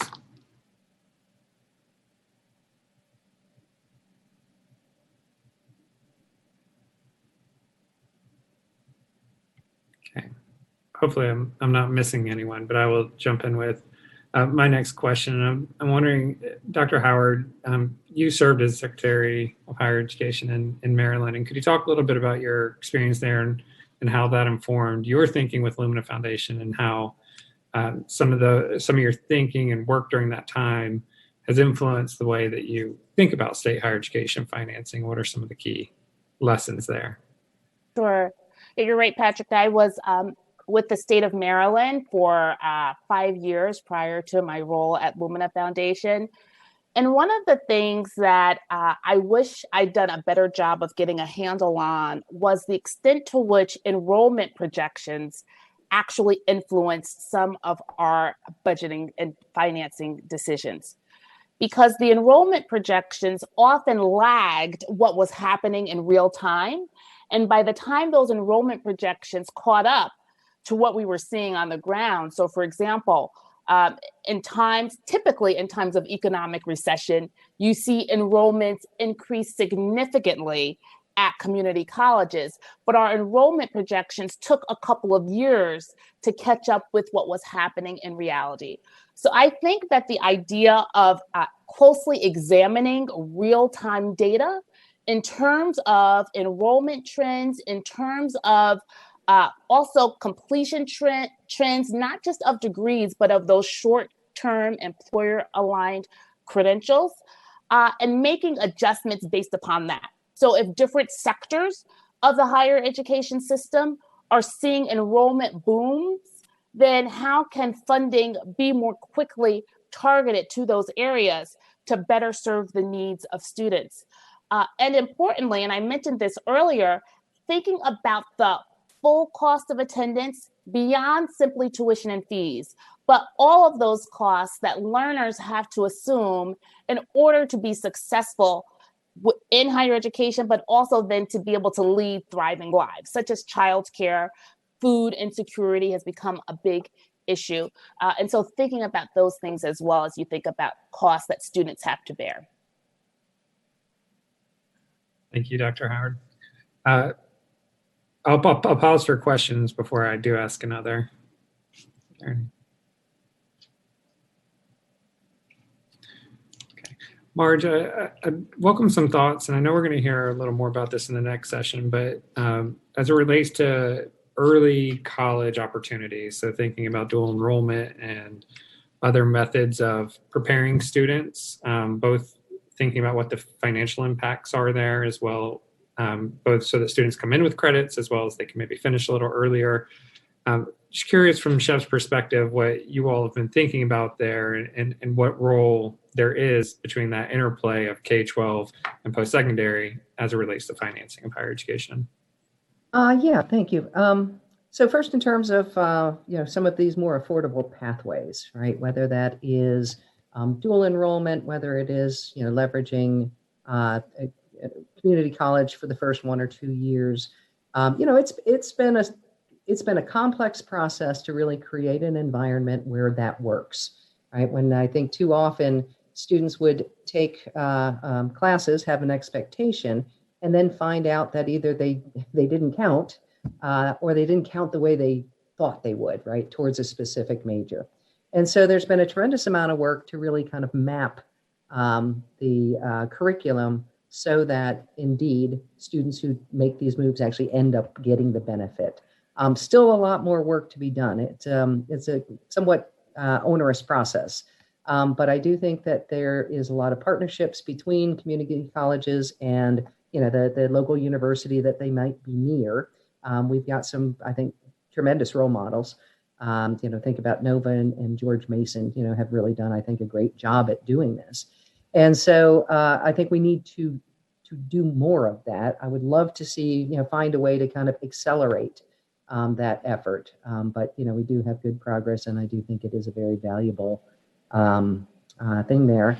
I also think there's a pretty wide disparity, or not disparity, there's a pretty wide range in terms of cost of different universities. And so I think we can do a better job at helping students understand, if affordability is something that is, very much top of mind here, how can we counsel you to know what are the options where affordability really, reigns supreme?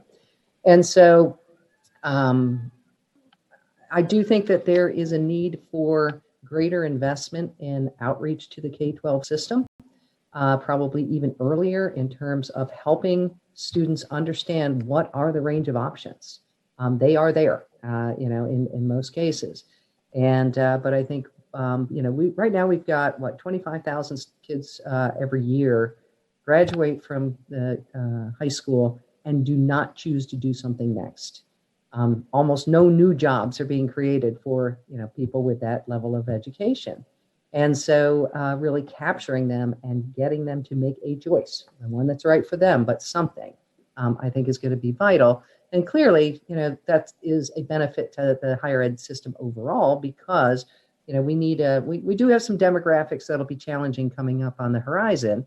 And, being able to kind of offset that lower overall high school graduation numbers with additional students making a choice to go on further, I think is going to be important, again, for the overall financial stability of the system. Thank you, Marge. And I think Delegate Davis, you have a question? Sure. I was wondering if some can speak to the future of what higher education looks like. So I know that transitions cost money, transitions take time.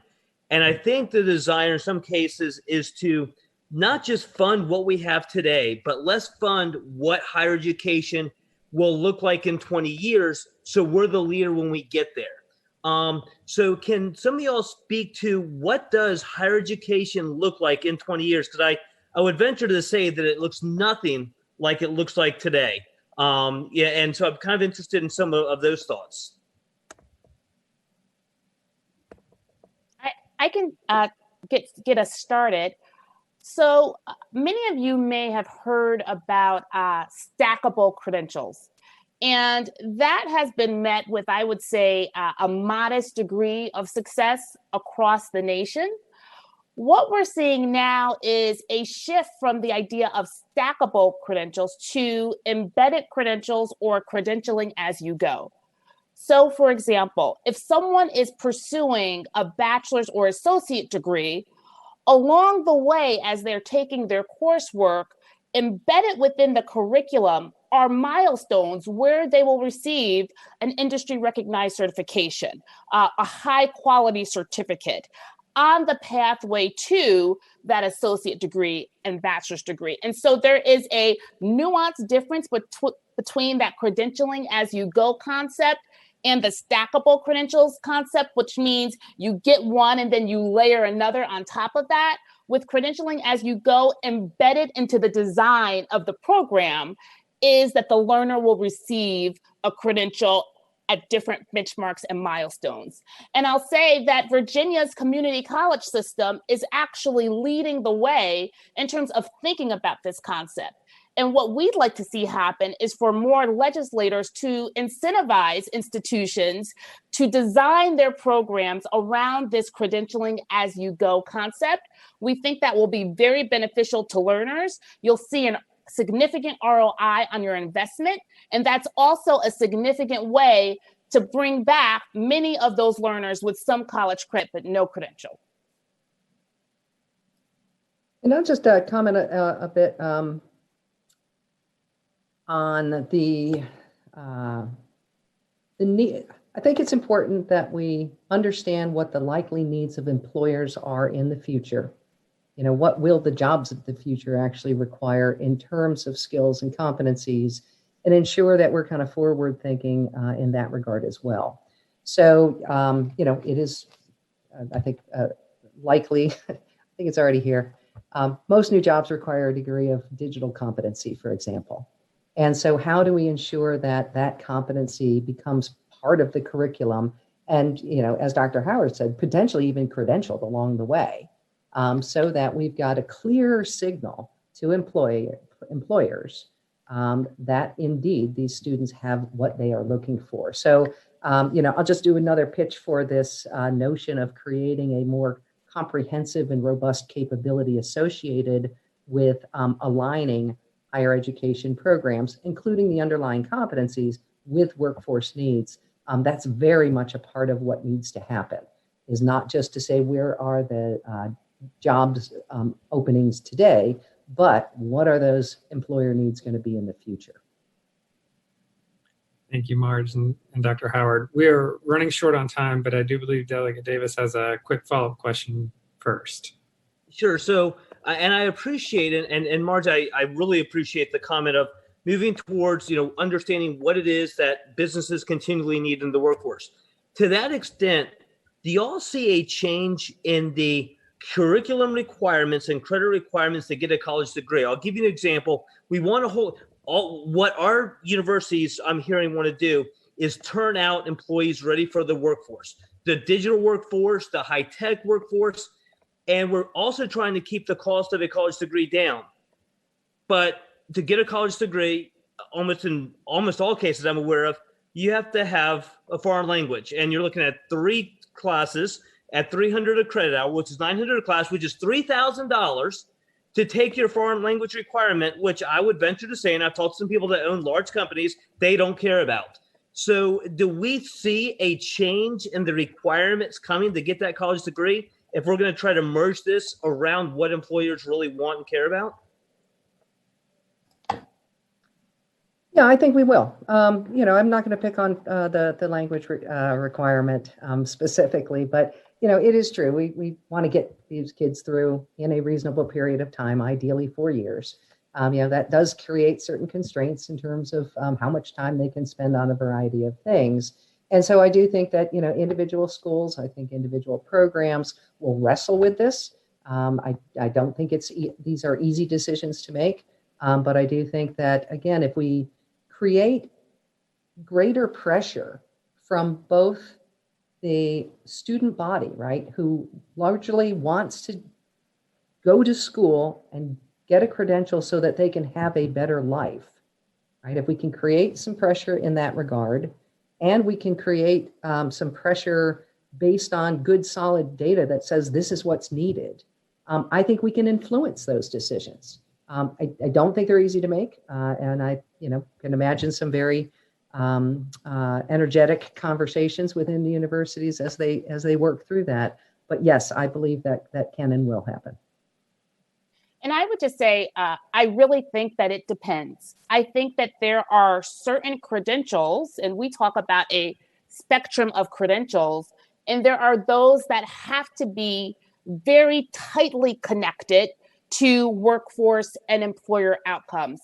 And we typically see this in terms of the shorter term credentials that are not at the threshold of a degree. We also think that degrees have to have workforce relevance such that the learner understands why they are pursuing the degree, and that there are competencies built into the degree so that the learner is able to show what he or she can do as a result of having gone through that degree pathway.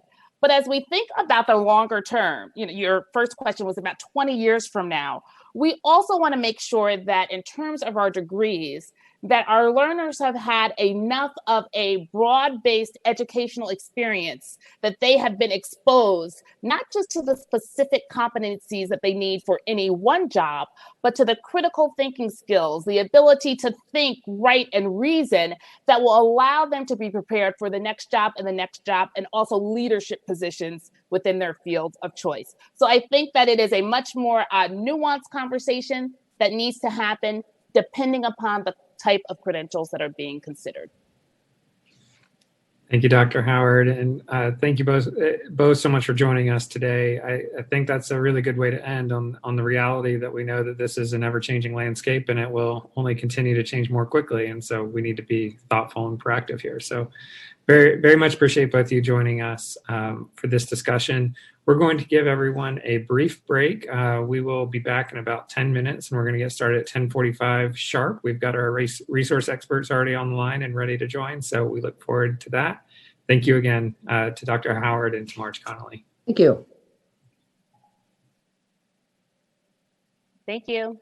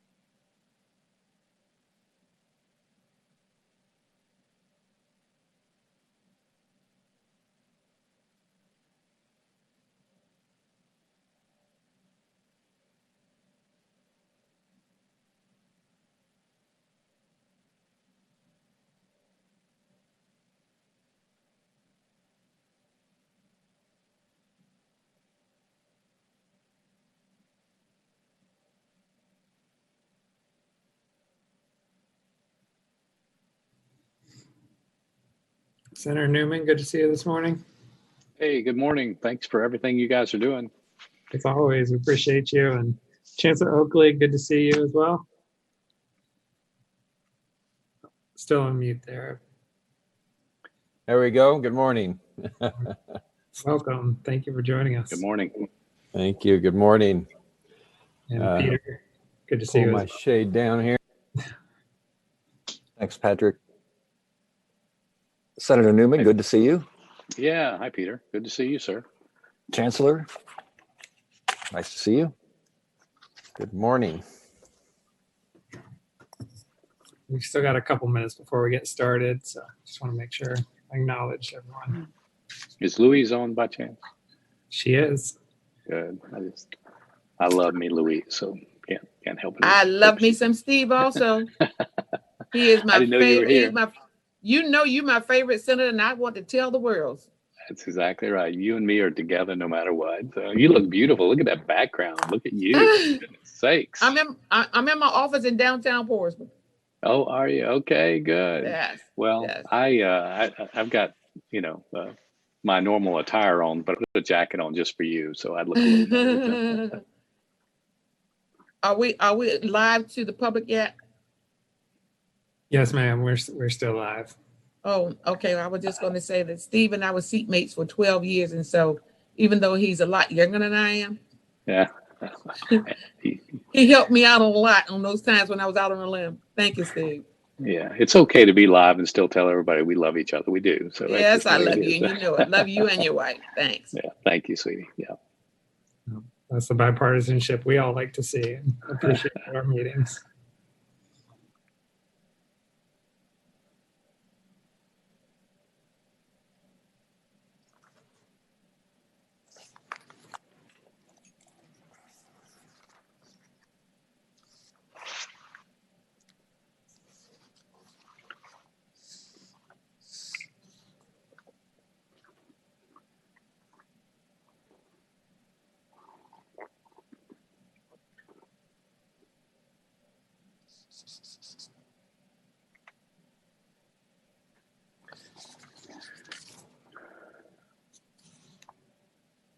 We'll get started in about 1 to 2 minutes for those of you who haven't returned just yet.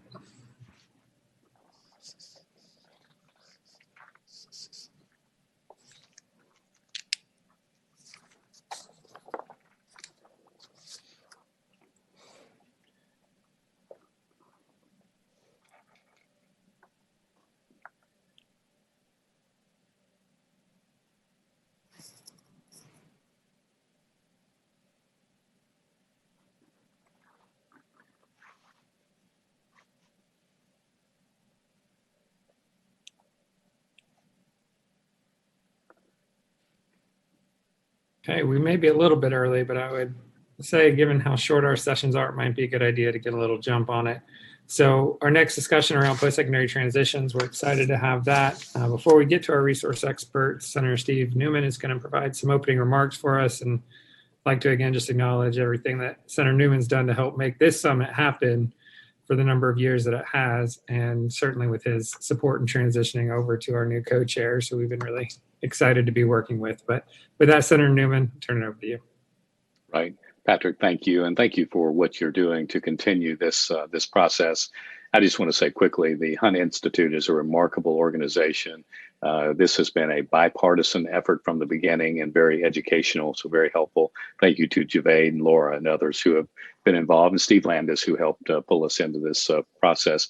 To Chairman Tyler, thank you for all you're doing and continuing this priority for the Hunt Institute. And to my favorite senator, Senator Lucas, thank you, Madam Chairman, for everything that you're doing. She is the best of the best. So with that, we will move next. Our two experts will be Peter Blake. Everyone on this call should know Peter and his extraordinary work that he's done with Chev for so long. And also Aloy Oakley, Chancellor of the community colleges. And thank you, Mr. Chancellor, for your work. You know, this season, this will be really an interesting discussion on a topic that plays a critical role in ensuring that students can be prepared for the demands of both the economy and also for the job skills in post-secondary pathways. As policymakers and members of the education committees and stakeholders, we must prioritize the creation and maintenance of strong post-secondary pathways for our students. I think all of us would agree on both sides of the aisle that one size simply does not fit all. Cross-sector partnerships between K-12, higher education, and the business community should contribute to relevant curriculum pathways that align workforces to what is needed in your geographic area. Individualized education plans and guidelines to students can many times start even in middle school. We don't want to restrict their choices, but at least they have pathways starting that early. And if we can do that, if we can identify their interests and skills and select courses and potentially internship experiences that explore different areas to help them prepare and advance for a more deliberative approach going into high school. We all know that COVID-19 has altered the status quo for education, not all in a positive way, but given these facts and the condition we live in, we must continue to figure out how to ensure that post-secondary programs and pathways continue to include dual enrollment, career and technical education, apprenticeships, our desire to help the military, workforce development, and others. And if we do this, we can continue to provide students with the skills and tools necessary to help them succeed and our Commonwealth succeed as well. With that, I'm looking forward to both the in-state and the out-of-state perspective in California and the work that's being done to help students continue to increase their education, earn degrees, or earn credentials that they are seeking to live their lives. So with that, I'll turn it back over to you, Patrick, and thank you again for all that you're doing for the summit. Thank you so much, Senator Newman. Peter, we're going to start with you and hear from this Commonwealth perspective, and we'd love to hear what Chev is prioritizing and how you all are working on post-secondary transitions. Okay, thank you, Patrick. And to the committee members, the chair, Senator Lucas, Delegate Tyler, thank you for pulling this group together and giving us all an opportunity to speak with you and be with you today. Senator Newman, appreciate your introductory comments. And I want to join Chair Connolly too in showing our appreciation for the support that you had for higher education during the most recently completed General Assembly session. I think Delegate Bulova pegged the number at about $180 million in federal and state support. I can't describe how far that goes to help shore up some of the finances at our institutions so that they, with the magnificent work they've done during a really difficult time, how that additional money is going to help them meet the needs of students across the Commonwealth. So thanks very much to that. And I'm excited to have Chancellor Oakley on the line. We did speak earlier in the week, and I think members will enjoy hearing from him. He oversees a system that has more than 2 million students. That's that's not quite 20 times the size of our community college system, but it's substantially larger. Yet I think there are opportunities that we can learn from him and his experience in that very complex and large system that certainly can apply to Virginia. So Patrick, again, thank you for bringing us together. The term pathways describes many opportunities for students to complete a degree or a workforce credential of value. Senator Newman already referred to many of them. They include dual enrollment, community college to university transfer, and stackable credentials. You heard that term used by Dr. Howard in the last sessions. Pathways also can include apprenticeship programs that align with academic degrees or undergraduate programs that have direct connections to graduate degrees. So there's a variety of ways when we use the word pathways that I'd like for members to kind of open their minds and think about all the possibilities. Through your leadership, students in Virginia have a variety of options to pursue credentials that best meet their situations. So Chev, March Connolly mentioned this earlier, we support pathways, I can think, for at least 4 reasons. One, they are affordable. Students can begin their education in high school, continue it through our lower cost community colleges, and complete their bachelor's degrees at one of our outstanding public or private universities. 2, they recognize differences in student experiences. Students approach higher education from many different angles, be it their communities, their high schools, their families, and personal situations that we may never know. Having multiple pathways leading to a degree or workforce credential enhances opportunities for more Virginians. It is a strategy for equity. Third, pathways give students options they might not have otherwise. In addition to offering students from different backgrounds to gain an advanced education, Pathways give students opportunities for rigorous education that they may not have had otherwise. High school students can get a college experience, and community college transfer students can follow program-specific pathways that lead to a high-quality credential in a high-demand field. And fourth, we support Pathways because they work. Transfer students generally perform better and graduate at higher rates than our native students. So, thanks for what you do to support institutions and students in pursuing higher education through academic pathways. And I look forward to the conversation this morning. Peter, thank you so much for that contribution. And I'm sure we'll have lots of questions to follow up on those remarks.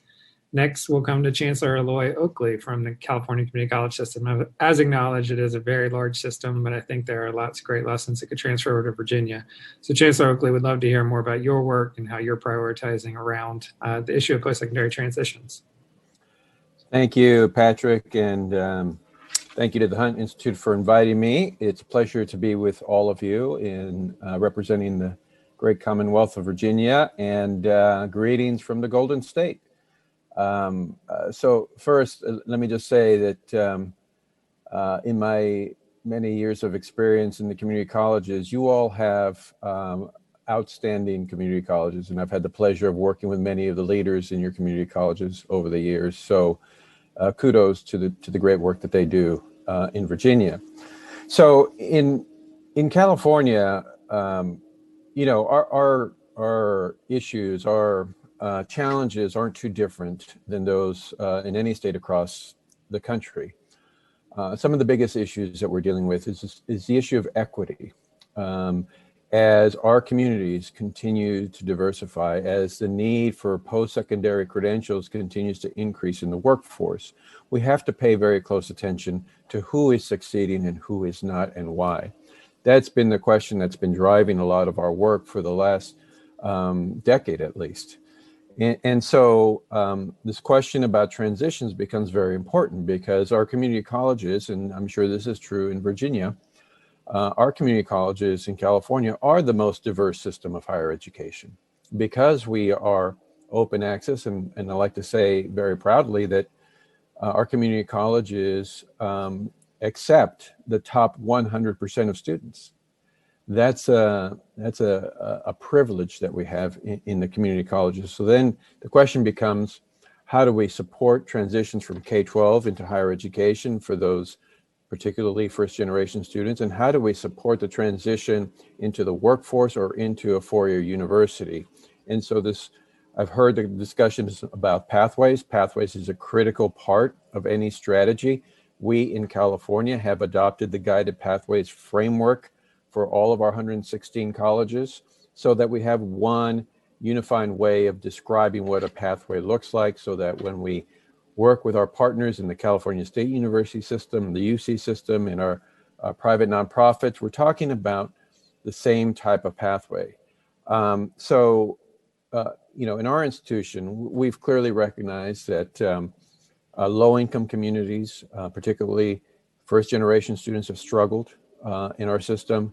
The Black and African American community has struggled in our system, and certainly the Latinx community has struggled in our system. So we have really narrowed down into regions across the state that we have to lean into specifically. And even in this pandemic environment and the recession that has taken hold in California, it's only exacerbated the problem. We knew going into the pandemic that we already had a challenge with food insecurity, with housing insecurity for our most under-resourced communities, and that has only been exacerbated.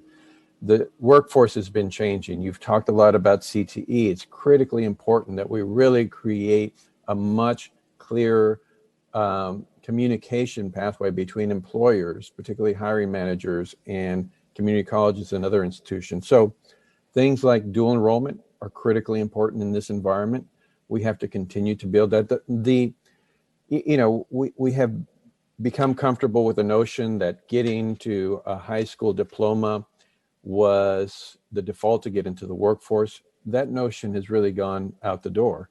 There should be really no separation between the 12th year of high school and the first year of college. We need to make that transition much more seamless, and dual enrollment is an important part of that. Certainly, you all have been talking about free community college, your G3 plan. We in California have the California College Promise, and while free college isn't the only thing in the College Promise, the College Promise is about lowering the cost of entry for low-income communities, creating partnerships with our K-12 districts, and then having clear articulation to universities. We have developed and continue to develop one transfer pathway to all of our four-year partners. So whether a student goes to a community college in Northern Virginia or Central Virginia, the pathway should be very much the same. And I know it's a little bit more difficult in Virginia, but we've seen great success in improving the transition when we can do that. So I will stop there and again, just say thank you for inviting me, and happy to engage in the conversation. Thank you so much, Chancellor. And I'd like to open the floor to legislative questions. I have one immediate follow-up if there's not an immediate question as well. Senator Hashmi. Thank you, and thank you to both of our speakers. I just had a question for Peter. Peter, we had implemented the stackable credentialing programs. It's been a few years now, and I was curious if we have data that shows how it's working, which populations in particular have been affected, and how students are able to transition from the diploma to certificate programs, and then perhaps even to transfer degree programs. Thank you, Senator Hashmi. Good morning.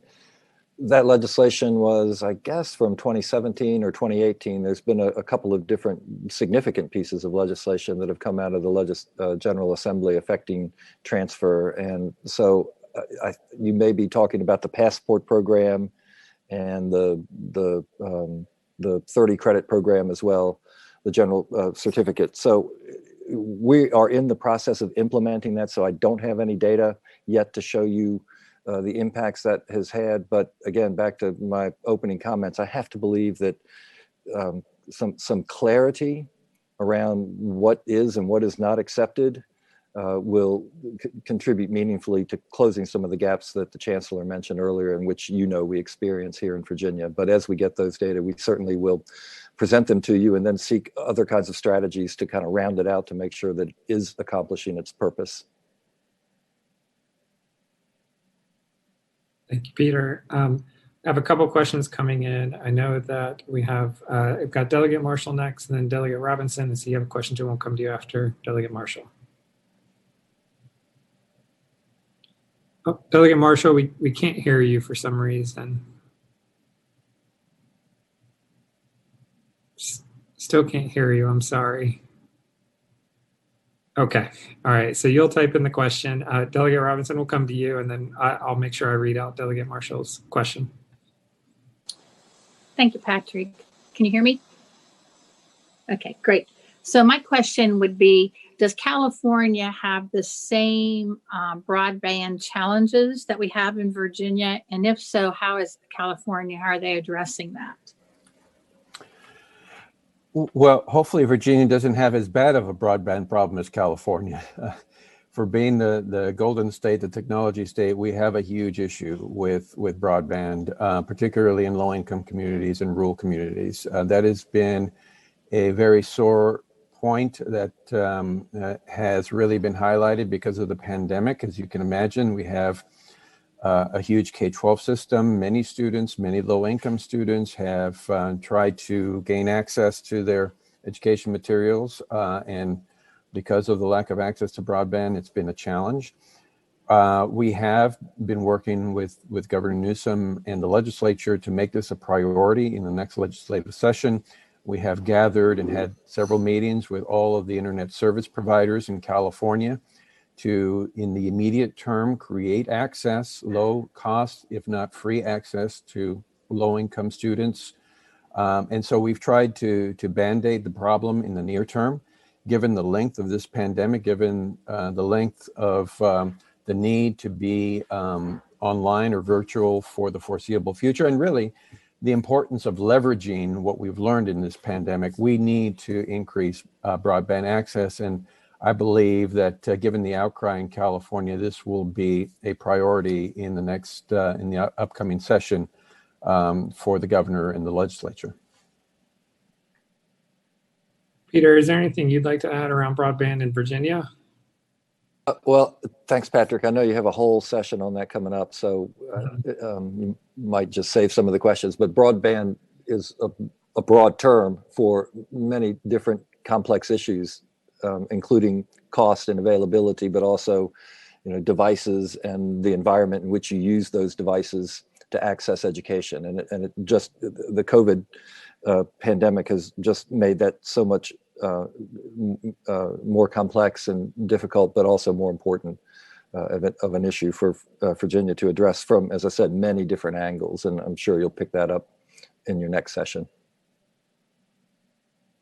Thanks, Peter. I appreciate that.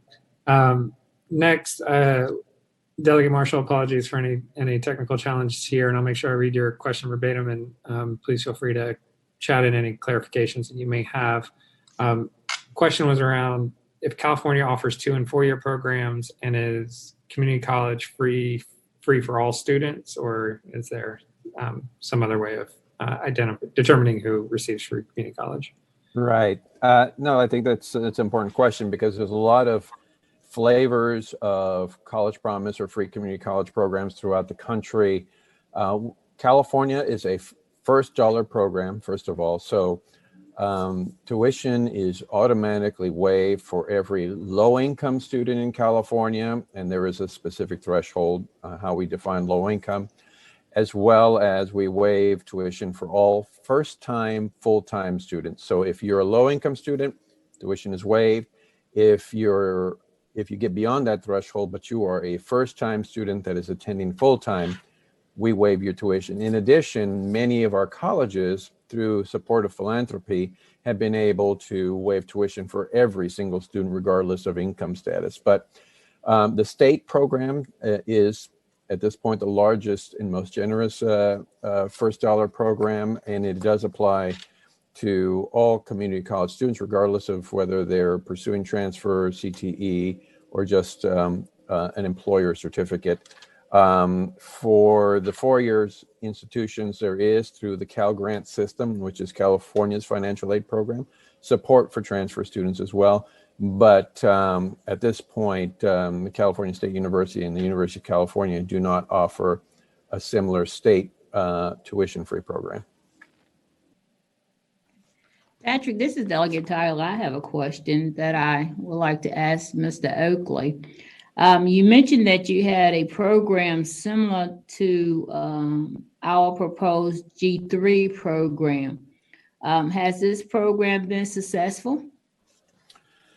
So in California, we feel it's been very successful. We began very much localized. So the institution that I came from before I became chancellor was the Long Beach City College. We had instituted our own free tuition program around the same time, or just around the same time that President Obama launched the America's College Promise. We use models like the Kalamazoo Promise, the Tennessee Promise, El Dorado Promise in Arkansas to model that. So many communities had already created. And so we have a long track record in those communities of showing that it increased access to low-income students, to students of color, and coupled with the partnership with the K-12 districts in those communities, it has really helped many low-income students not only gain access, but support them through finishing their educational goals. The key that we've learned is the tuition piece isn't the only piece that has to be included. There has to be support for low-income students as they enter college. And then there has to be incentives to K-12 partnerships and partnerships with the four-year universities. So this has got to be a comprehensive program in order for, in our view, I mean, our goal was to increase completion, not just access. And so far we've seen success. Thank Thank you. Senator Hashmi, I think you had another question.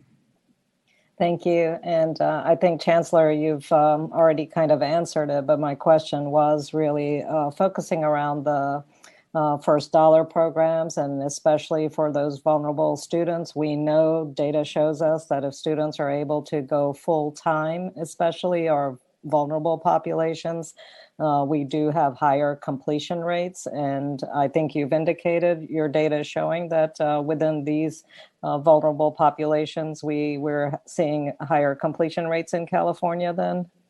Yes. So in the California community colleges, we've seen increases in completion and the closing of equity gaps across the system. Having said that, it has become clear, particularly in this pandemic, that the greatest barrier to completion for low-income students is the financial hardship. So in our case, and I think this is bearing out across the country, you've seen a dip in enrollment in community colleges, and that is directly correlated with the loss of jobs of our students, the loss of hours, the fact that many of them are adult learners, they have children who are also at home trying to learn online. So all these things have really created a huge barrier for student completion, and that's where we're focusing our efforts in our financial support. And Chancellor Oakley, we had a quick follow-up as well from Delegate Marshall regarding the first dollar program, and just asking, is it the same in all parts of California? Are there regional or institution differences? The state commitment is uniform across the entire state. So whether you're on the Oregon border or on the Mexico border, it is the same. Different communities have added on top of that. Again, I'll use the example of Long Beach. It has made the program even more comprehensive. And those are what you'll find in California. The regional differences are caused by regions or cities adding on top of what the state already does. Thank you, Chancellor. And Peter, would you want to jump in and talk a little bit about how Virginia is thinking about the first dollar versus last dollar differences, and understanding, of course, budgetary constraints factor into this in a large way, but how you're trying to prioritize that? Yeah, quickly, and there have been several references to the governor's proposed G3 plan that went through some modifications in the legislative session. It's aimed at particularly low-income students, so it does have an income strata to it, and also in high-demand disciplines. So it's not as broadly applied as what the Chancellor described in California, open to all students and all programs. So it was more narrowly focused. So it has a combination of first dollar and last dollar as well, because in addition to making sure that it covered tuition, but it also had an add-on. It had a provision that a student could get a little bit of extra money for other kinds of expenses other than tuition. So, there are lots of lessons one can learn from all the different programs. You mentioned Tennessee Promise and a host of others, and as well as community-driven programs such that provide low-cost, free community college tuition. So, I think the key in Virginia is to get something going, and then we can build on it and round it out and make it more perfect. Fair enough. And I think we even saw Tennessee Promise start as one of those regional programs as well and grow out to support the full state. Any other immediate questions right now?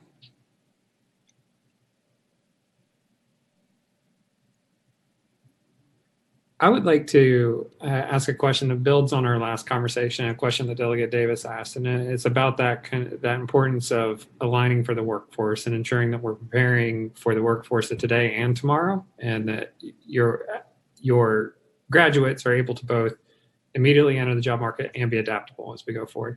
How are you all thinking about this in your institutions and supporting that kind of conflicting challenge that you have to face?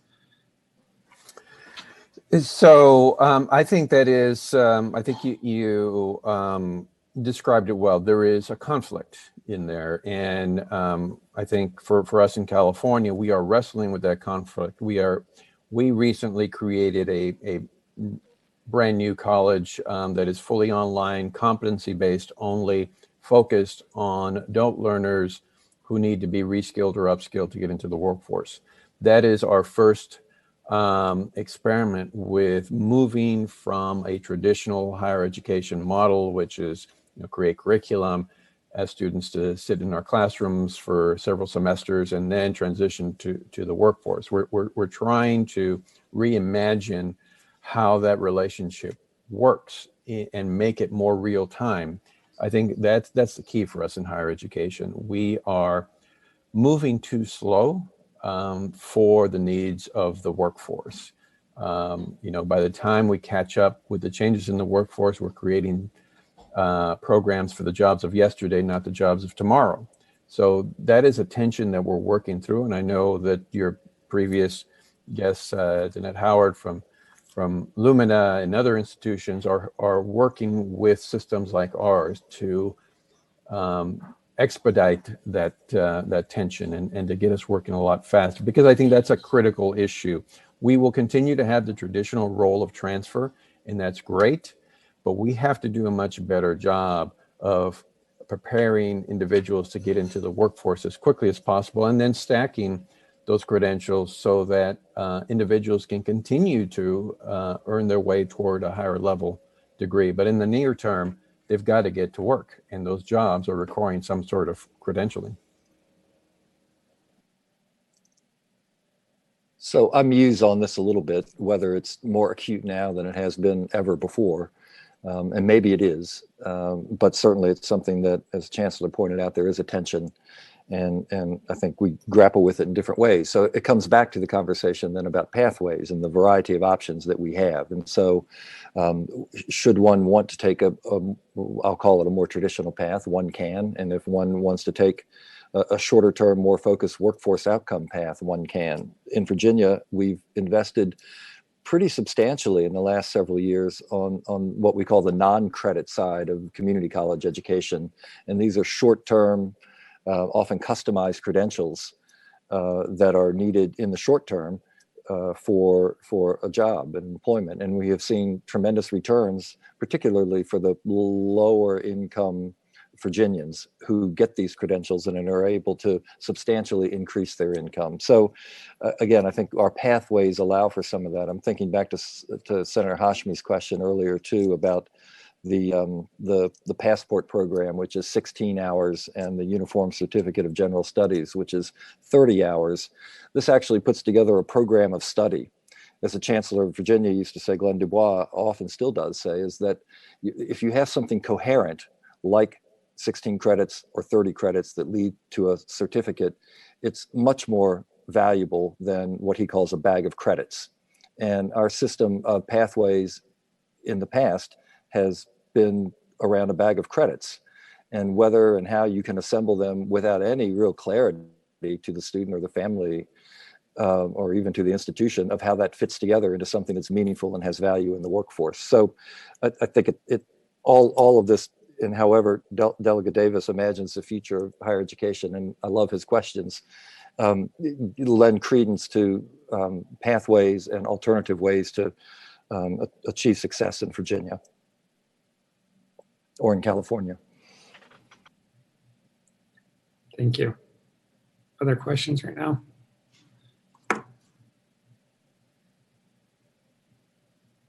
So the discussion is around post-secondary transitions, and we have two major points where that occurs, both as it goes from K-12 into post-secondary, be it 2 or 4 year, and then potentially from 2 year to 4 year as well.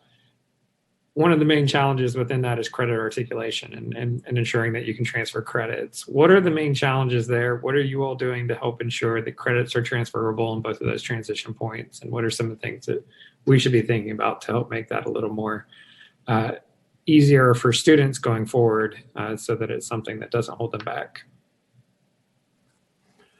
Well, I'm happy to jump in first. I mean, this is one of those topics. I have several topics that get me on a soapbox. This is one of them. This whole notion of the way of credit articulation is so antiquated. It is, in many ways, a systemic barrier to so many students who need to get into higher education and need to get into the workforce. And I'll just take the military, for example. And obviously Virginia has a lot of military personnel who are interested in continuing into higher education. We do, as a country, a terrible job of articulating military experience. I mean, I spent time in the military, almost none of my experience in the Army transferred to my community college. And so credit for prior learning is something that we need to significantly scale up, in my opinion. Competencies are key here, and the more that we can articulate competencies rather than just seat time or credits is critically important. And I think that what's happening across the country is a change in, and not that I ever see degrees going away, but there is a breakdown of the degree into the kinds of competencies that students are actually picking up. And this kind of work will help us better articulate across all systems and across to employers, because it's not just articulating from K-12 to community college to a four-year university. How do we articulate that learning to employers? And I think that's where we've fallen short over our history. And I think that's where a lot of the work is happening now. And I'm hopeful that we can significantly improve that over the next few years. Patrick, I'll jump in and just say that what the Chancellor just described is really hard work. These kinds of program matches and getting the faculty together and working on the curricula in a way that it is articulated in a more seamless way that's meaningful for students is hard work. And I think someone mentioned the advanced program between Northern Virginia Community College and George Mason University a little while ago. And that took, I mean, I don't know, months and months and months of faculty to get together to identify those pathways. So we've been very fortunate coming out of the 2018 legislation that I mentioned earlier to hire a woman named Patricia Parker, who's leading Transfer Virginia, our initiative to do some of those program maps. And we identified the leading largest programs from community colleges that could transfer to universities and are beginning to sit down with faculty in all these disciplines: engineering, education, computer science, business, psychology, sociology, social work, human services, health, biology, chemistry, physics, math, environmental science, marine science, and geology. For example, that's phase one. And the amount of time and effort that it takes to put into this. So it is the right thing, it is the right question. And I just want to kind of urge some patience on this and you know, whatever kinds of assistance that you can lend to the system, to the institutions, to the faculty that really are earnestly doing the right thing at the right time. I would just urge that. Patrick. Senator Newman. Let me just follow on that, because I think it's critically important. Patience is important, and Peter is so fantastic with the work that they're doing. But, you know, we're different in California in a lot of good ways and a lot of ways that really make us struggle, right? Because we struggle because we don't have a system, right? California has a system of their colleges that really does, you can get a bit of a push down approach. Ours has got to be a bubble up approach, but it means that to the General Assembly and our great chairpersons and the Finance Committee and Appropriations have got to keep pushing on this, because we've got to get these independent public colleges to agree to things that aren't in the nature, and they're hard. But I think that it's meant that Virginia is behind the curve on this, and we need to continue to have the leadership to get us where Peter and so many others want us to go. And that is that this has got to be seamless. This has got to be something that our dear friends at UVA can't opt out of, or XYZ college. We've really got to make sure that all of our college and universities and our community colleges are in line with our colleges. It's got to be high quality, but it's something that's going to take all of us to continue to push on, and patience certainly, but we've got to make sure that there's strong leadership, or we have a chance of not getting there. So I want to make sure that we all understand that's a big responsibility and leadership push from us. May I jump in, Patrick, on that? I agree, Senator. I guess I have two questions, one comment and one question. The institutions that handle that have the most transfer students are Old Dominion University, Virginia Commonwealth, and George Mason. And then James Madison, UVA, Virginia Tech round that out. And among those institutions, they're addressing, I don't know, something like 75, 80% of transfers. So as we prioritize how we do this in the state, I think there's opportunities to focus on those institutions that serve the most students in this way. And others will come along, but there's some huge opportunities in particularly those three largely urban institutions, Old Dominion, Mason, and VCU. But Senator, to your question, and I'd like to get Chancellor Oakley's comment on this. Yes, California has a more of a coordinated system than we do in Virginia with independent boards that we have. But I bet you run into some challenges too on that. And maybe there are some lessons that you could give Virginia that has largely independent institutions on how you might deal with that.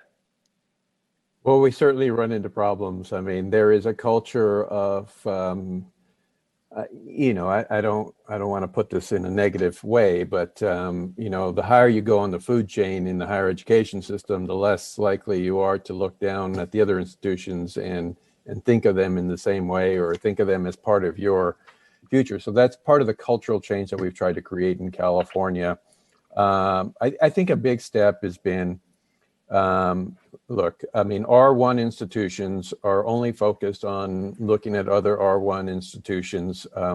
University of California, Berkeley is no different than UVA. It's hard to get their attention and get them to focus on creating clear transfer pathways for community college students. But, you know, the governor, previous governors, Governor Brown, Governor Newsom, the legislature have all been working together with the system leaders to bring them together. So I meet regularly with the president of the University of California, with the chancellor of the California State University, with some of the presidents of the independent nonprofit institutions, you know, the Stanfords, USCs, things like that.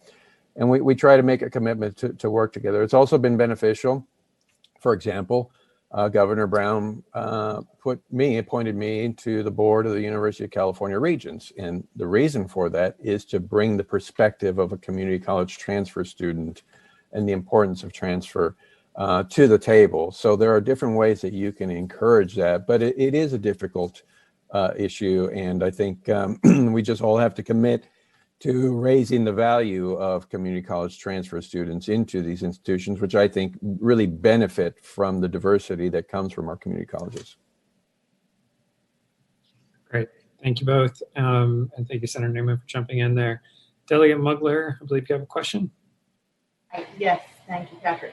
On the same topic, you know, I do think we have an obligation in Virginia to make sure that we figure this out because we've been talking about this for a very long time. I know I worked as an admissions officer a long time ago. I'm not going to tell you how many years because then you'll know how old I am. But at any rate, and we were working on that 30 years ago. And but today we're talking in Virginia about the 2+2 program, and you know, we really tout that as a real thing. And so when families engage in placing their young people in community colleges, and they have that expectation that that 2+2 really means that, and then they're disheartened to find out when they get their student placed at a four-year institution that oftentimes some of those credits are not transferring over. So, you know, if there are ways for us to accelerate that, and there are ways for us in the legislature to support that, please communicate it to us so that we can help you get there. But I do know, you know, it is a piecemeal, one-by-one curriculum review, and it's very complex and complicated work. But I do think that we need to get there, and certainly I think that we're committed to getting there. Thank you, Delegate Mugler. Let me just add one thing. Again, coming out of the legislation from a couple of years ago, you directed the community college system to put together an online portal that, and I've mentioned the word clarity 2 or 3 times, I'll mention it again, and I think it's to your point.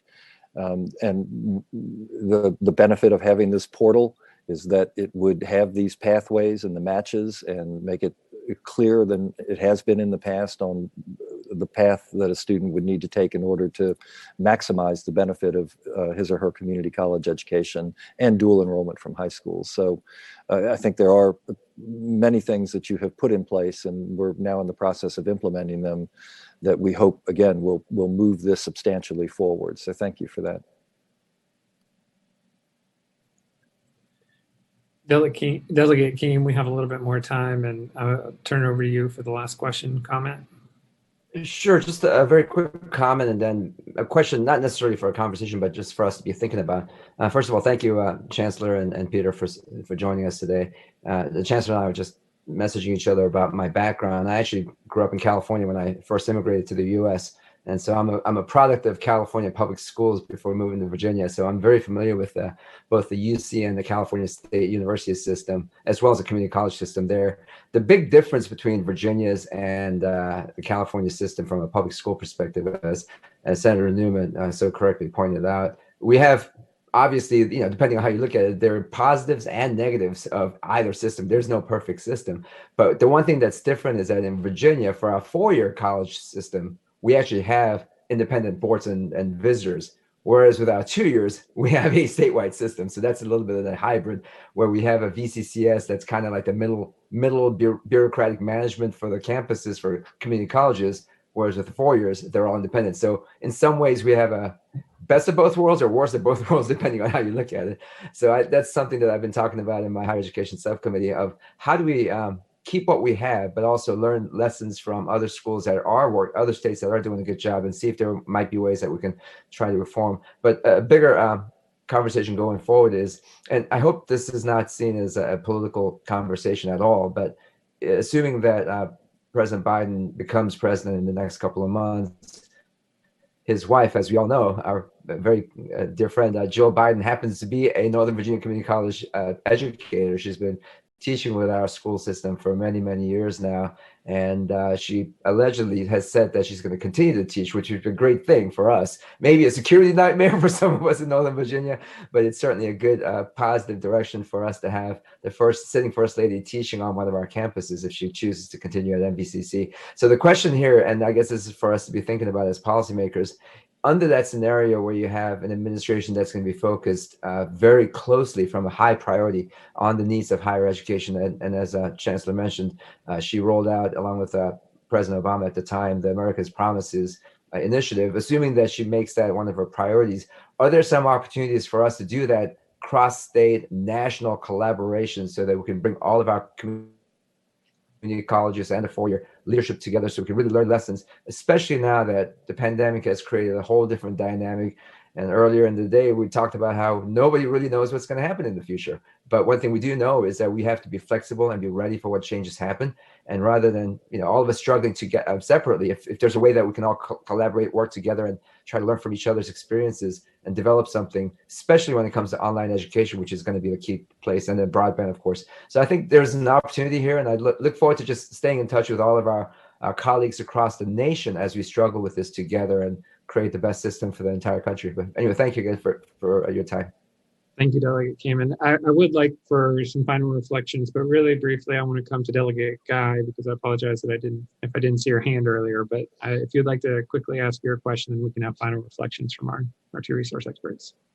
This presentation has been very informative, and obviously it's about the transition from K-12 secondary education into higher education. But at some point, I think we need to talk about the back-end transition from higher education to workforce, which is, as we all recognize, ultimately our goal.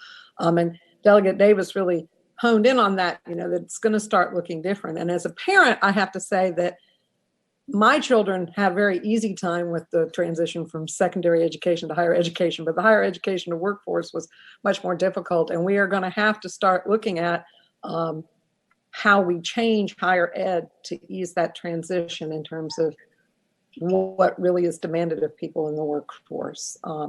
And I don't know if anybody wants to comment on how we should be doing that or if that's another panel for another day, but that's our ultimate goal. So we can't just stop after we get them into college and then think once they get out of college, the problem's staying. Thank you. Peter, it looks like you're ready, and then Chancellor Oakley will. Well, I was just going to say thank you. Yes, that's very important. Probably a topic for another panel or another day, but I look forward to following up with you, Delegate Guy. Chancellor Oakley, anything you'd like to add to close us out?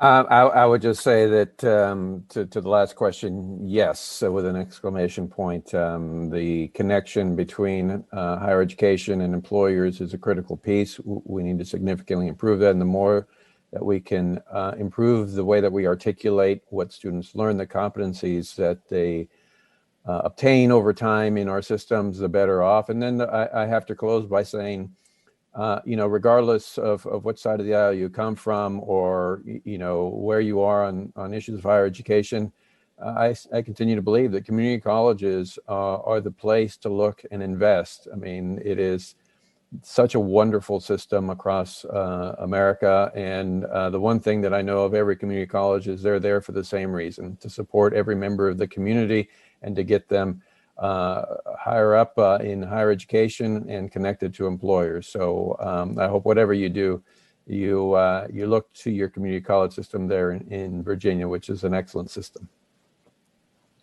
Great. Well, thank you so much to both of you for joining us. This was a really rich conversation. And again, we will be capturing some of these things in our key takeaways. So we'll follow up soon. Thank you again. With that, we're going to pivot to our last discussion here. We are fortunate to be joined by someone who is making quick time before having to go into surgery. Senator Donovan, we really appreciate you making some quick time for us before the lunchtime surgery. So this discussion will be around remote learning and access. We'll get to hear from a district leader here in Virginia who's doing great work, and then hear a national perspective on this topic. But first, I will turn it over to Senator Donovan. Thank you so much for having me. Can you hear me okay? Yes. Sorry to be dashing in and out, but I just had patients already scheduled, and with the amount of time we've been out for special session, I couldn't reschedule patients. But this is a topic that's near and dear to my heart. I think there's some important things that we need to think about and talk about as we look at remote education and virtual education. One is that I know you're going to talk on is the accessibility, and I'm sorry for the background noise, but it's the accessibility of broadband. And we have a research study that was done by Chev, and it tells us more than 200,000 of our K-12 kids in school and more than 60,000 college students lack access to broadband in the home. That's a problem we're going to have to solve, because it's not just about broadband, about school. It's about actually being at work and making that happen for so many families across Virginia. And I know we're working hard to do that, and we funded more money this way, even in special session. As far as virtual education is concerned, we have had a makeshift kind of collage of virtual education that came together during this COVID crisis. What I really hope we're going to see as a value in Virginia for virtual education is a very standardized curriculum that's available, and that requires more than just broadband. We need to utilize the platform that we have. We looked at bringing on board a new platform, but Virtual Virginia has a platform that's Canvas-based that we can cover. But really having a robust library of virtual learning curricula on that single platform is what's going to give Virginia a lot more nimbleness in being able to reach kids with consistently high value educational opportunities, whether it's math or other things, being able to have a platform. Do you know that right now in Virginia, because our 132 school divisions have a variety of different platforms that they're using, teachers are trading lesson plans on Pinterest. It may be a little bit better now, but also it makes it very, very hard for them to tap into kind of lesson plans that are pre-made and are the standard that we're looking for. So having that single platform and that robust library of curriculum that's been worked on with Virtual Virginia is going to be really, really important. So those are a couple of things that I think we can talk about, and that's really how we get it. We have to have the library, we have to have the platform, We have to have teachers trained. We need to invest in training teachers and making sure that they can share that information. And then we need to be able to get it into the kids' homes. So I hope that's enough of a kind of flyby intro. Is there more you'd like to know about? That's perfect. Thank you so much, Senator Donovan, and good luck with your upcoming surgery. Thank you. And I'm so sorry to get in and out. And this is a near and dear subject to my heart. So let me know what you figure out. We will figure everything out. Let you know. Thank you. Awesome. Thank you. Bye-bye. Bye-bye. So first, to start a discussion, we're going to start with the national perspective. We'll come to Catherine DeWitt, who's the manager of the Broadband Research Initiative at the Pew Charitable Trusts. Catherine, I know Pew's doing a lot around broadband access and expansion, and we'd love to hear some from you about the national landscape. What are some states doing to help with this issue? What is the federal government doing to support? But broad overview would be very helpful to get us started.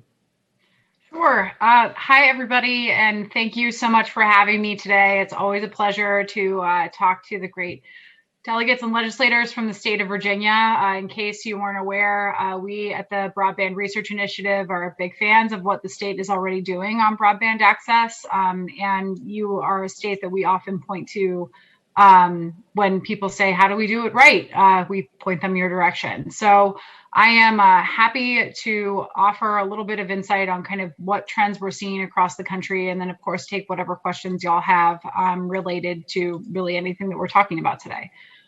So just briefly for the heads up, for those of you who aren't familiar with the Pew Charitable Trusts, we are a nonprofit, nonpartisan research organization. Our job is to provide policymakers like yourselves with data and analysis to help solve complex policy problems. Of course, one of those is broadband, which is why we're here. My team has been examining how states are addressing the digital divide. We've looked at that primarily through a scope of two different analyses. The first is a national review of how states are addressing broadband in policy. We've published those findings in a tool that we call the State Broadband Policy Explorer. I can send all these links to you after the event, Patrick, for distribution. So if you have any questions about how different states are addressing things like broadband programs, access to infrastructure, competition and regulation, all of that is captured in the Policy Explorer, and we're also happy to answer specific questions if you have them on specific pieces of policy and statute.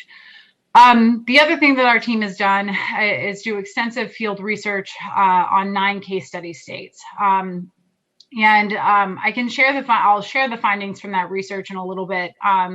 But we looked at 9 states across the country, including Virginia, and these are all state programs that had been around or had been operational for at least 2 years. They were actively funded. All of these states were also in various phases of implementation.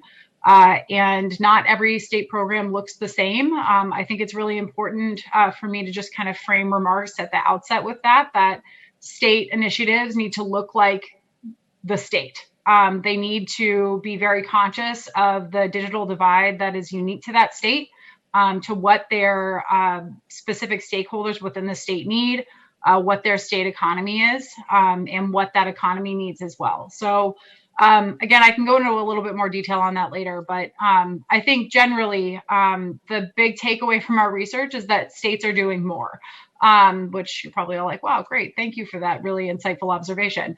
But they truly are. I think that the fascinating thing is that states really have not gotten a lot of attention for all the progress that they've made in bridging the digital divide, particularly over the last decade. And increasingly, really since 2017, we were seeing more states appropriate more funding, to their broadband efforts. They were also starting, we saw a significant uptick in legislative activity in 2017.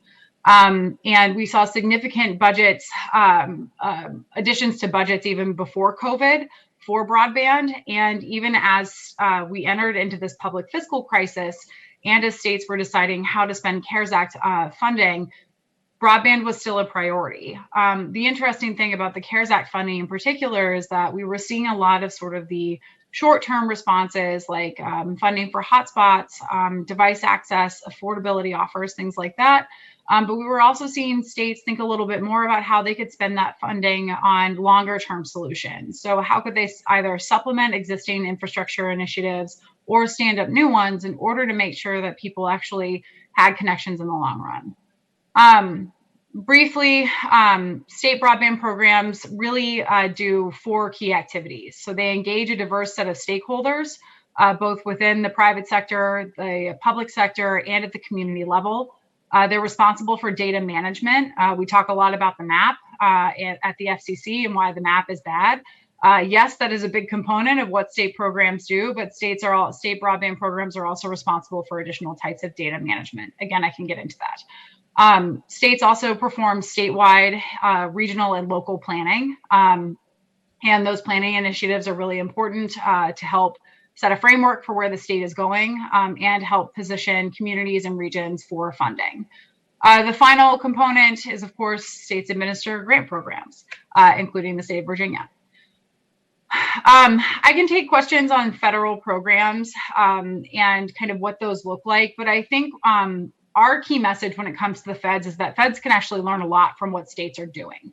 And specifically, states have really narrowed in on the fact that it's not going to take one policy or one program to solve the digital divide. You know, the easy stuff has been done.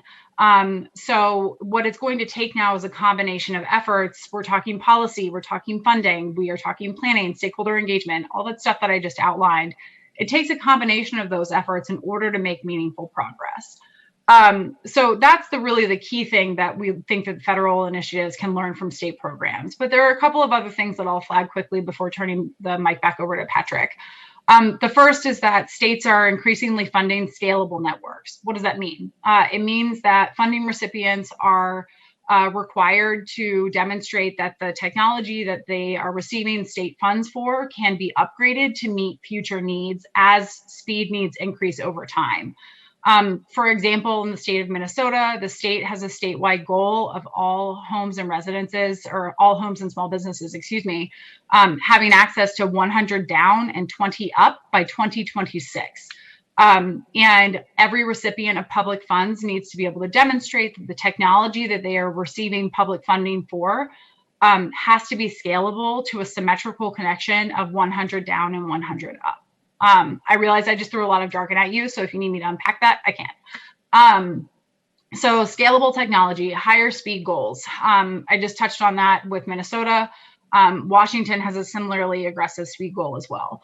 Affordability was something that came up before COVID. We think affordability is going to be something that both states and feds will increasingly focus on in the coming years.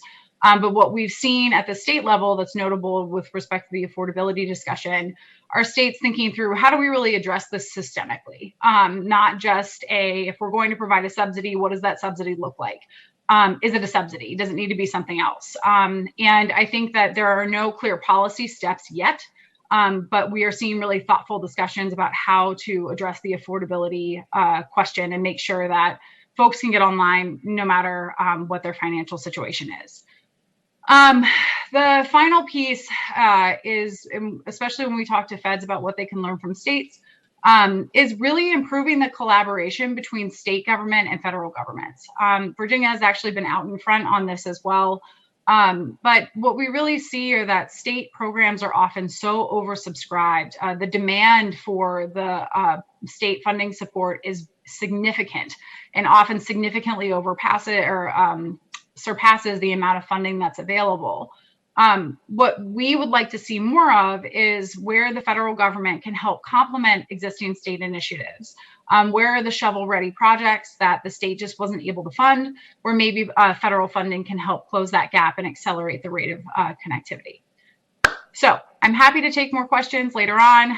Patrick, I realize I'm way over time, but you know, hopefully this provided a valuable framing for the rest of the discussion. I did ask you a very big opening question in your defense, so that's understandable. But thank you for that, Catherine. We actually already have a couple of questions, but first we're going to turn to Dr. John B. Gordon, District Superintendent of Suffolk Public Schools. Dr. Gordon, you all have had to be very nimble and reactive, and we'd love to hear some of the lessons that you've learned over this time as it relates to remote learning and access for your students in Suffolk. Yeah, thank you so much, Patrick. So, you know, just like everyone else across the nation, but specifically here in Virginia, it's been a challenge. And one of the things you always try to do is you try to really set that goal of making sure that tomorrow is better than the prior day. And so when schools closed in March, the only thing I wish I really would have done differently is already have had Chromebooks and laptops in my elementary school students' hands. When I got here, we were only basically one-to-one during the day. And one of the first adjustments that we made as a part of our instructional plan was to really allow our secondary students to take those Chromebooks and those laptops home. And I wish I would have had the foresight to do it pre-K through 12, because we were really just working on instructional packets for the remainder of the spring while using some online platforms such as Edgenuity for our secondary students, because we didn't really know or really were able to plan on how we were going to close out the year. So we made that adjustment where our Chromebooks were now pre-K through 12 to start this fall, because we knew and we had more time to plan and really try to gauge where students were with any potential learning loss or learning gaps, since we were looking at 6 months for some students, even though they may have had instructional packets. And then still try to be able to tie that in to your current pacing guides and curriculum maps for what you wanted to cover for the year. But then, of course, we run into the challenge of, in Suffolk, I have 7 boroughs, and 2 of my boroughs have very poor broadband internet access. And we knew that going in. My director of technology, John Littlefield, was outstanding, where he basically had set up a map of the city showing where we had strong internet access, where we had cell phone towers, and et cetera. And our original plan was we had purchased 500 Kajit devices or MiFis to be able to give to those homes and families of those students that did not have strong broadband. And the only challenge that we ran into, that there was really only 1 cell phone tower in the area. So then, of course, that caused, some additional issues of its own. So then we signed an agreement with T-Mobile, which kind of allowed us to get 525 more of our MiFi devices. So we have about 1,025 in the school division that we began to distribute. And, it still becomes a challenge, because even in some of those areas, having 1 cell phone tower is an issue. And then as you try to expand broadband in our conversations that we've been having with the city of Suffolk, it's really only available in those areas that already have internet. And one of the biggest things that we've asked for from the city, and I'm sure several other school divisions have asked for as well, is trying to expedite the process. If it's high-speed internet, coaxial cable, increasing the number of cell phone towers, whatever, we can't basically rely on the same timeline that we did in the past, where you're looking at 3 to 6 months to get things done. I mean, that's half the school year for us. So trying to find ways to really work, very closely with your funding agent, trying to still get the impact and the feedback from your families. I basically had a lot of my families that, as we were discussing our return to learn plan, educate and innovate, really just tell me, Dr. Gordon, we want our kids back in school because we don't have internet here. I mean, regardless of what the percentage rates, the positivity rates are, we just don't have the internet. So even though we set up, exterior Wi-Fi at 3 of my school buildings, I had parent access centers at 3 of my other buildings, which will allow students and families to come in and download their information, as well as have some conversation to get instructional help. It wasn't serving everyone. And our school community was very clear in the fact that, especially after a long day's worth of work, parents were still feeling that obligation to then try to work with their kids on their instruction. But then you have that level of frustration occurring because you can't access the internet anyway. So that's been a challenge for, 2 of our 7 boroughs, and really trying to work with our city on getting that done. And so now, as for this school year, you're really taking a look at your data, really taking a hard look at your scientific data to determine, all right, if we return students to school, how many days will it be? And then because of social distancing and other mitigation strategies, how many kids can you get on the bus? How many kids can you get in the classroom? What is lunch going to look like? Which bathrooms are going to be used, and then what is your disinfectant schedule for those bathrooms? I mean, all of those different thoughts have to really come together as a part of your plan. And then you also have to make sure that you explain that clearly to your school community. So, we're realists here in Suffolk, even though I'm a very, very optimistic person, I know that regardless of what decisions are made, you're not going to make everyone happy. I mean, if it's going to be based on political lines, if it's going to be based on socioeconomic status and even racial lines, you're not going to make everyone happy. But you want to be able to be transparent and open about the process and try to come up with solutions that can ideally touch, the majority of students. And that's always going to be our goal here. It's just a matter of getting everyone to really understand. This is something that I've probably said to our school community dozens of times. Education is going to look different for the rest of our lives. And we have to be able to accept that. And the way that things used to be, who knows when we're going to get back to whatever normal is. But we have to be able to adjust and kind of look at what's happening right now as ground zero. And, for some of our folks that may have some more traditionalist views, that's been tough. That's been tough to accept. But, the great guidance and work that we've had with Dr. Lane, the Virginia Department of Education, having our SOLs being waived for the year takes some pressure off, even though we still have to give the test. It does take some pressure off just for the accountability piece. But at the same time, getting everyone to know that we're basically starting over with our pedagogy. We're basically starting over with the way we're going to have education kind of continue, not only in Suffolk, but the entire Commonwealth of Virginia. Thank you, Dr. Gordon. It really helps underscore the importance of this conversation. We have Delegate Marshall. Unfortunately, I think we may still be having some audio issues, but he has chatted in some questions, and then welcome other questions from folks. In particular, I think for you, Catherine, what state is doing the best job at getting broadband to the last mile and why? And also, what are some of the best state public-private funding models that could be looked at? The first question is, sorry, it's a little hard to answer. And I think that it's hard to answer because the reason why last mile connectivity is limited really does vary at a community level. And I think we can look at a state like Tennessee that has been able to make significant progress in connecting, tens of thousands of households within the last couple of years to broadband.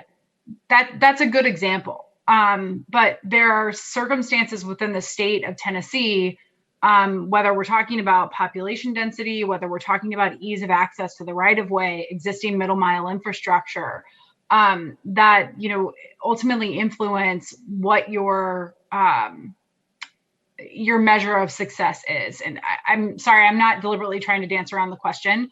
But I think my point is that I'm happy to send over some examples and metrics because you don't want to hear me rattle off a bunch of numbers at you right now. But what I think is important is when we're measuring success of last mile connections, why are those communities not connected in the first place is a really important question to ask. Is it a matter of population density? Is it a matter of the fact that maybe they just don't make an obvious business case for providers?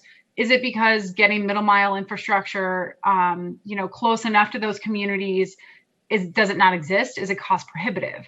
I think it's a matter when we're looking at how do we do this better? How do we serve our unserved communities, the ones that are really tough to reach? There are a series of threshold questions that you have to ask and that you have to be willing to assess and address in order to get those communities online. And I think one of the things that I realized, and I didn't mean to sound insensitive when I said this earlier about Virginia being a model program, because I'm sure some of you were like, seriously, like we've got how many kids, who don't have access to broadband in their homes. And I really didn't mean to sound insensitive to the situation. I think it's really important to note the scale of this challenge and what it's going to take in terms of public investment, private investment, business partnerships, different types of models in order to meaningfully bridge the divide. So that's a very long way of saying I can send some metrics over on some of the last mile connectivity rates as well, but it's also really about the conditions and how we can measure success based on those conditions. And are there any examples, Catherine, that you would want to highlight around public-private partnership for funding of broadband expansion? Yeah, I think it's not just public-private partnerships, it's being open to different types of funding models. So, the interesting thing about Virginia's Middle Mile pilot program is that we are looking at a state that has been open-minded about, exploring a flexible approach for middle mile connectivity. That seems to be working. Fundamentally, when it comes down to public-private partnerships or provider-community relationships, as our friends in Minnesota like to call them, there are a couple of important components that really stood out across the country. The first is that both parties have skin in the game. That means the public sector, it means whoever the partner ends up being, whether that's the private sector, whether that is a nonprofit or cooperative, whoever it is, everybody's got to have some skin in the game. The second component of successful partnerships is the engagement of communities. What we saw in almost every program across the country is that most states are now requiring that that applicants demonstrate the demand for this service. If it is a provider who is applying for this funding, has the provider gone out into the community to assess the real need, figure out what the demand is, and are they able to demonstrate that? It's usually not a very formal process, but we call that sort of the first phase of broadband adoption, raising awareness about connections. That's really important to making sure that you can help make the business case and get your take rate, your subscription rates up high enough in order for providers to make money back on those connections. So our providers or applicants demonstrating the community demand for this. The third and most important part of these successful public-private partnerships are accountability measures. Are we all agreeing that whoever receives this public funding will agree to providing X level of service, and they will report out on some type of reporting basis with very, very different levels of formality across the country. In some states, it's just sending an email once a quarter that's a paragraph that says, hey, we've built this much out over the last quarter. We think we're on track. Here you go. In other cases, states have formal site visit processes in place. And then they also have post-grant closeout reporting requirements to make sure that networks that the states have funded are actually still operational in the several years after that funding ends. So it's really those accountability measures of making sure that those public dollars are actually doing what folks said they were being used for, what the applicants said they were going to be used for. Thank you, Catherine. Dr. Gordon, did you want to jump in there? I think you had unmuted yourself. Okay, great. Delegate Davis, you had a question? Sure. I want to take a different perspective. I appreciate Catherine's accolades of us doing well. I think Virginia's been an abject failure with broadband. And, we've had a long time to get prepared for the pandemic, and we're not there. And I think our priority level is shown no more by the fact that we got rid of the Secretary of Technology and then refused to put the CIO in a cabinet position. So I think that's at that stage. My concern, my question has to do with the in-school experience from a student with the pandemic, and what can we do with that? Because I know right now I've got students that today, tomorrow, after Christmas, they're still not going to be in the classroom. And I know I'm not getting broadband to all of them that don't have it today by Christmas. And I'm wondering what partners out there have other states turned to help provide an online platform experience, kind of like a springboard. I was concerned in Virginia that no one turned to the Virginia Virtual Academy. I mean, we have one entity that does this for their job. I mean, that's what they do for their organization, and the administration didn't turn to them. Catherine, I don't know if you've had experience, but have you seen other states where they've turned to existing entities, Khan Academy, pick something where they've been able to hit the springboard a little harder to provide a high quality education delivery system on a platform that kind of was already there and tested and true? Off the top of my head, no, I can't speak to that. But I think because a lot of the analysis is still ongoing, and I'm sure that Dr. Gordon can speak to this with far more detail than I can. I think to your first observation, I'm happy to answer questions about administrative structures and operational processes for how states have enshrined these efforts in government. In terms of the cost and making progress, the current estimates to get 98% of Americans access to broadband, which is the same level as water and electricity, is $80 billion. Yep. I will say that again. That is $80 billion. It will take $40 billion to get to 98%. It's to 96%. It takes another 40 just to get to that last 2%. So, I think this is why creativity in models, and also we're going to need to get skin in the game from the public and private sector. But yeah, I'm also happy to take questions as well about kind of how states have structured operational stuff with respect to CIOs and things like that. And I can get back to you on the question about Khan Academy and other online platforms, but we'll turn the mic over. Dr. Gordon, would you like to talk a little bit about some of the platforms that you all have been leveraging? Well, you know, a great thing from the state was the usage of Canvas as the learning management system, where you can basically house all of your instructional information in one area. And one of the things that we really had to be diligent about is making sure there was professional learning to not only educate your staff on how to use it, but also your school community to really be able to understand it and really being able to put that virtual classroom into Canvas. And, you know, Delegate Davis brought up a good point where the main thing about the pandemic that has been the challenge is that it has really exposed every weakness that every school division has and really put it, you know, right in everyone's face. And that's been something that we all have been able to deal with, because you have the same challenges and issues, but they might actually be on different levels.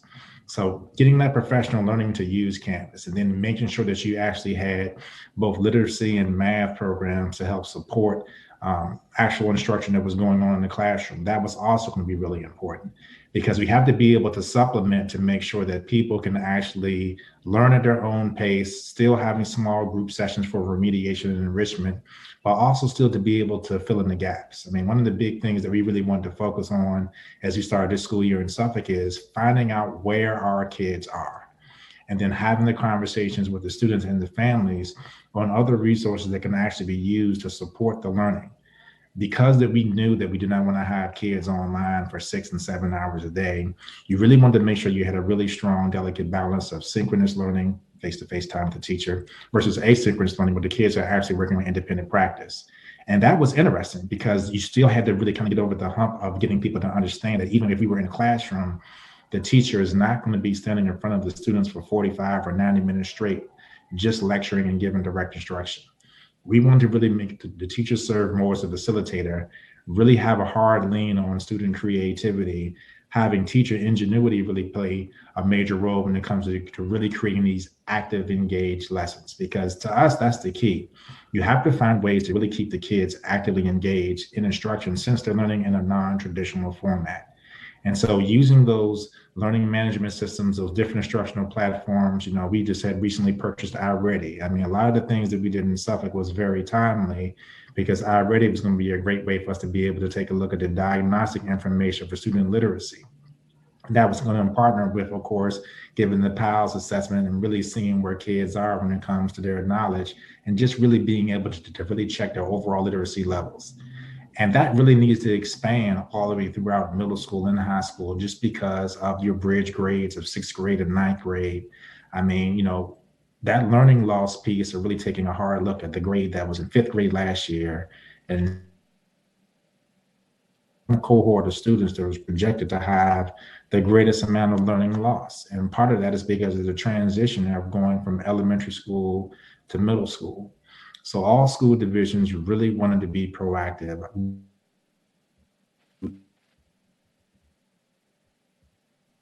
to really develop some strong relationships with your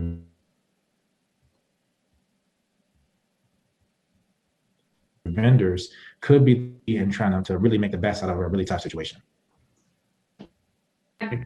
Something to that. I think the really important thing when whether we're talking about platform learning or helping any of our anchor institutions adjust to this new normal, and our individual households as well, what are the short-term needs that we need to address, and what are the long-term needs that we need to address? And I think one of the fascinating things about this, I think it was the CEO of Microsoft maybe said this early on in the pandemic, we went from we basically had to flip a switch overnight to move to a completely digital world. You know, we're seeing massive shifts in policy to make sure that folks can actually access telehealth. We saw teachers having to figure out how to provide education to their students. And, you know, often in cases where they didn't have the resources in their homes or the training in order to do that, parents weren't prepared. I mean, but I think the way that and moving forward is what are the things that we need to put in place in order to address the short-term needs? What are the things that we need in place in order to address the long-term needs? Of course, I'm thinking about that from a broadband perspective, which is, yes, hotspots are great for the time being, but maybe not the best long-term investment.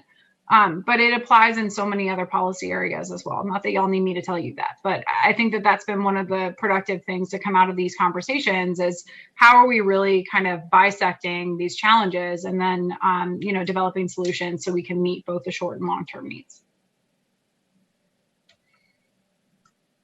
Thank you. Other questions right now?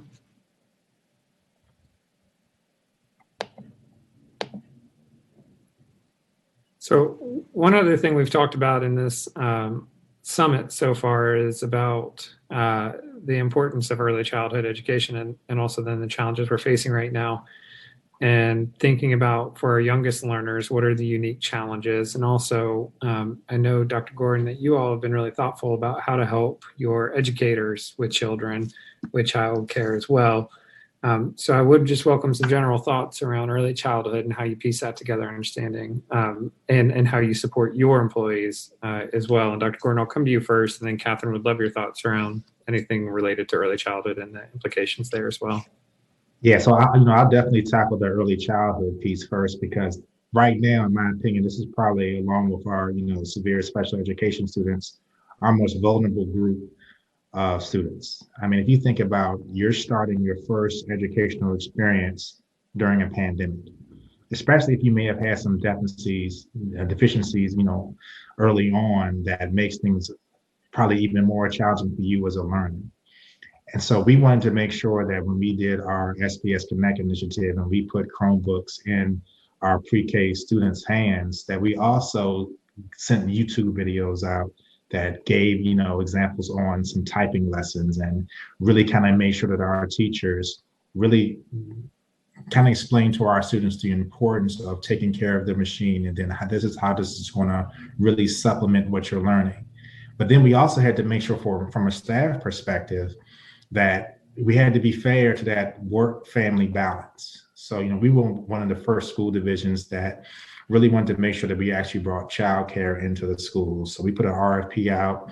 Alphabet was our successful winner of the RFP, where I actually have childcare in 7 of my 11 elementary schools. And we paid for the staff, because we knew that if you are trying to do your job as a virtual instructor or teach, if something's happening at home, that's going to take precedence.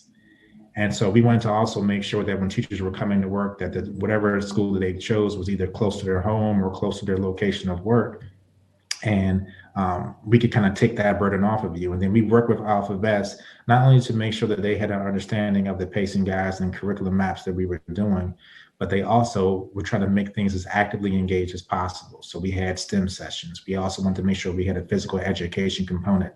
I mean, different things that we could do besides taking care of the payment for our SBS staff first, and then we opened it up to the rest of the school community. And to make sure that we were still following the proper, social distancing, we could only have a maximum of 66 students in the facility. And we were basically using our, cafetoriums, as you all would probably call it, or cafanasiums, half cafeteria, half gymnasium, just so we could space the kids out, but also just to make sure that there was going to be instructional support throughout the day. We would have either a teacher or an instructional assistant would come down, a couple of times a day just to check on progress, to talk with the Alphabet staff, to try to keep the kids up to pace. And this way, hopefully, to take some of the burden off the parents, again, after they come back from that hard days of work, so they don't feel like at 5 or 6 o'clock in the afternoon, they then need to go ahead and start teaching. And to make sure that things were going to be as easy for everyone, we recorded every lesson. And we're still doing that to this day. This way you can kind of still work on things at your own pace, as well as using Fridays as our enrichment and remediation days, and looking at things over the weekend. We think recording those lessons, providing that childcare, we're hoping there were going to be different aspects that lead to success. Because one of the things when you talk to any superintendent, if it's Virginia or any other state or anywhere, there is not one set plan to solve all of this. But what you want to do is you want to have different pieces of the puzzle that all fit into the same goal. So if it's going to be childcare, if it's going to be SBS Connect with laptops and Chromebooks, enrichment remediation days, STEM activities, videos for typing tutors, videos to show parents how to use your programs, all of those work towards the same goal of making sure you're supporting the student. You have to support the staff too, because you don't want your staff to have burnout. So there's a social emotional learning, there's a mental health component for staff as well, before you get to the level that they need the employee assistance program. You want to try to be able to provide your staff with as much support as possible, including some peer lessons and some peer support too. So the early childhood students, especially early childhood special education, making sure that your IEP meetings were occurring virtually, face-to-face when necessary, and that constant communication between parents and instructional staff is probably the key to making the whole thing work. Catherine, we're running short on time, so if you'd like to address that, and of course, and any other final remarks that you maybe would like to share as well. I think Dr. Gordon hit just about everything as a non-learning expert that I would have hit. But I think the things that we say with all kids, but I think it's particularly true for younger learners. Think about those barriers that may stand in the way to a child getting online. So whether it is the instability of a connection, both in terms of quality, or maybe connections getting cut off to the home. It's great if there are public Wi-Fi access locations, but if those children can't get to those public Wi-Fi access locations, if they don't have means of transportation to get there, it won't work. Digital skills, digital learning is important for the students. It's also important for the parents. So it sounds like Dr. Gordon's school district has a great plan in place and has really thought about all of the contingencies. And I have to commend both the state legislators for giving the flexibility for school districts and for local leaders to respond in the best way possible, but also to educational leaders for being incredibly nimble and responding very quickly to this challenge, because I cannot imagine how hard it's been. So, thank you, Catherine. And certainly, as noted before, we will follow up with some more the specific details and data from Catherine, and certainly Dr. Gordon, anything you'd like to make sure we share out as well, we'll be happy to. Thank you both for joining us. Before we close this discussion out, I'm going to turn it over to Delegate Jay Leftwich. Delegate Leftwich, I know that you have experience both obviously here in the General Assembly, but as well as on the school board, and would welcome your reflections on this and what are some of the challenges and opportunities you see. Thank you, Patrick. Can you hear me? Okay. First, thanks for having me participate in this. Hello to everyone who's signed in and logged into the summit. This is as we all know, is an extremely important topic. I've also served on the Virginia Broadband Advisory Council, and I think we've made some strides in that arena. But the one thing I would say we need to do is have that commission speak with those in the General Assembly who are in education. One of the things I found throughout my tenure in the General Assembly is that we sometimes assume the one arm is talking to the other arm, but in many situations they're not. And so that commission, I think, is gearing up to become much more active. And so as a member, I'll ask our chair to reach out to some folks on education, but I would also invite those on this call who are in education to reach out in the other direction as well. While delivery is extremely important, and I think everybody on the call recognizes that, what I worry about is the execution of what's been delivered. And I will use my own family as an example. I have an advanced degree. My wife has some college education. I have a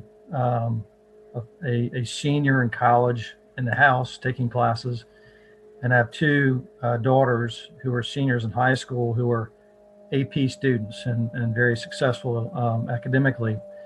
And then I have an 11-year-old who's in 5th grade. And I can tell you that despite all that support at home, 2 high school students, seniors, college bound, a college senior, and 2 parents with some education, it's a group effort to do 5th grade science.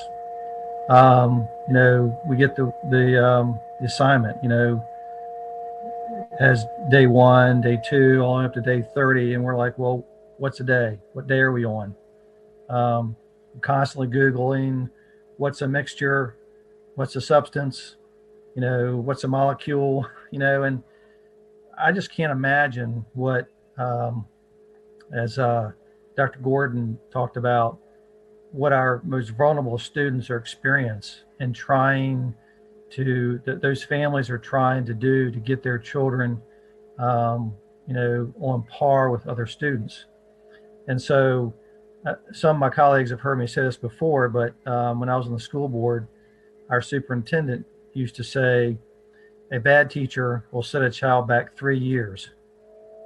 You can imagine what not having a teacher at all would do to a child. And I'm not saying that there are students who aren't participating in the online process that don't have a teacher.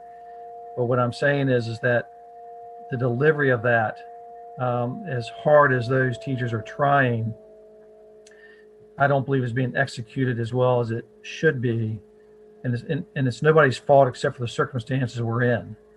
But I just don't believe that the vulnerable students are getting the support that is necessary to make sure they don't fall through the cracks.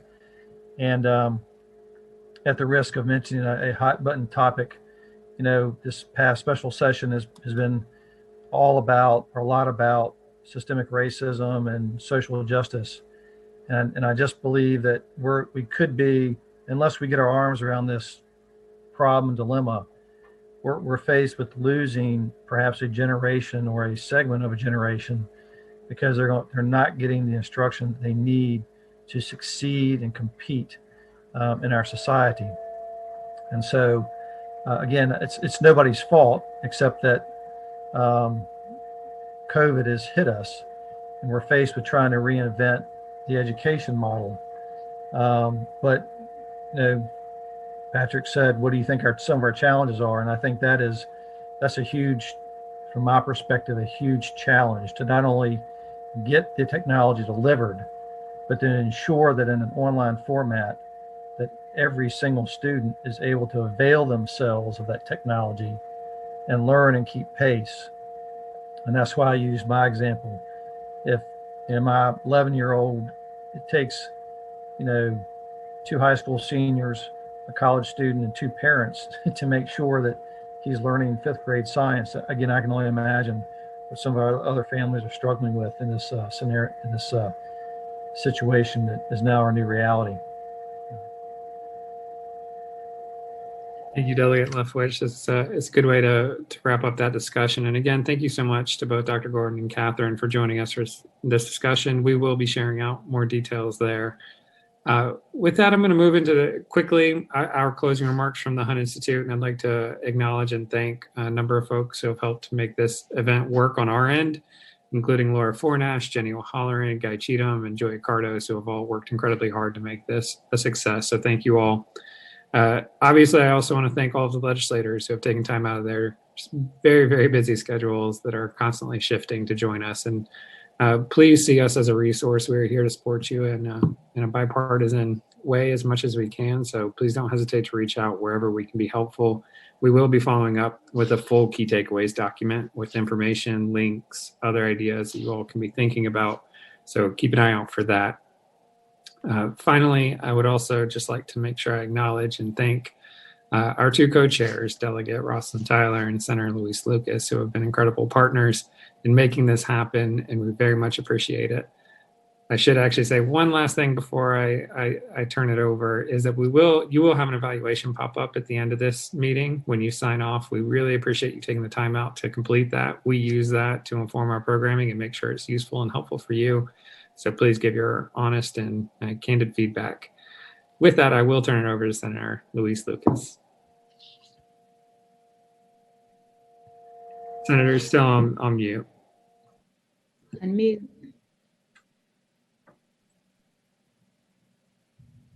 I'm so accustomed to being heard because I'm so loud. I thought you were hearing me.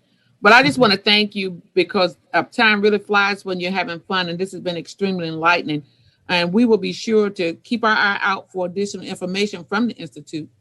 These conversations were of great use, especially as we, the legislatures, figures out how to best serve our students and educators in the Commonwealth in a time of great difficulty. Engaging with state and national resource experts on these topics expanded our knowledge of different areas of the education continuum. And I hope that it did the same thing for everybody else that it did for me. As has been a pleasure for me to co-chair this event this year. And I want to thank every one of you for your attendance and participation in this event. Each one of you played a critical role in this convening. I especially want to thank my colleague, Delegate Tyler. Thank you. Who has partnered with us in this effort and co-chaired this year's policy discussion. And I want to acknowledge those who played instrumental leadership roles in the summit in the past, including my dear friend, Senator Steve Newman. And I thank you all again for taking the time to join us. And with that, I will now turn it over to my co-chair, Delegate Rosalind Tyler. Thank you, Senator Lucas. I also want to extend my thanks to all who made the summit possible, Dr. Siddiqui and Patrick and Laura, and the previous summits that we've had. Thank you all legislators who attended and participated as we figure out our priorities in education before going back into session in January. I hope everyone found this to be a valuable learning experience that will inform us as our work go forward. And as Javed mentioned, please do keep an eye out for follow-up materials from the summit, including key takeaway documents containing careful recorded information from our conversations. Again, I want to thank everyone for making this convening possible and this summit possible, and take care and stay safe. Thank you all so much. Have a great afternoon. Thank you. Thank you. Good afternoon and stay safe, everybody.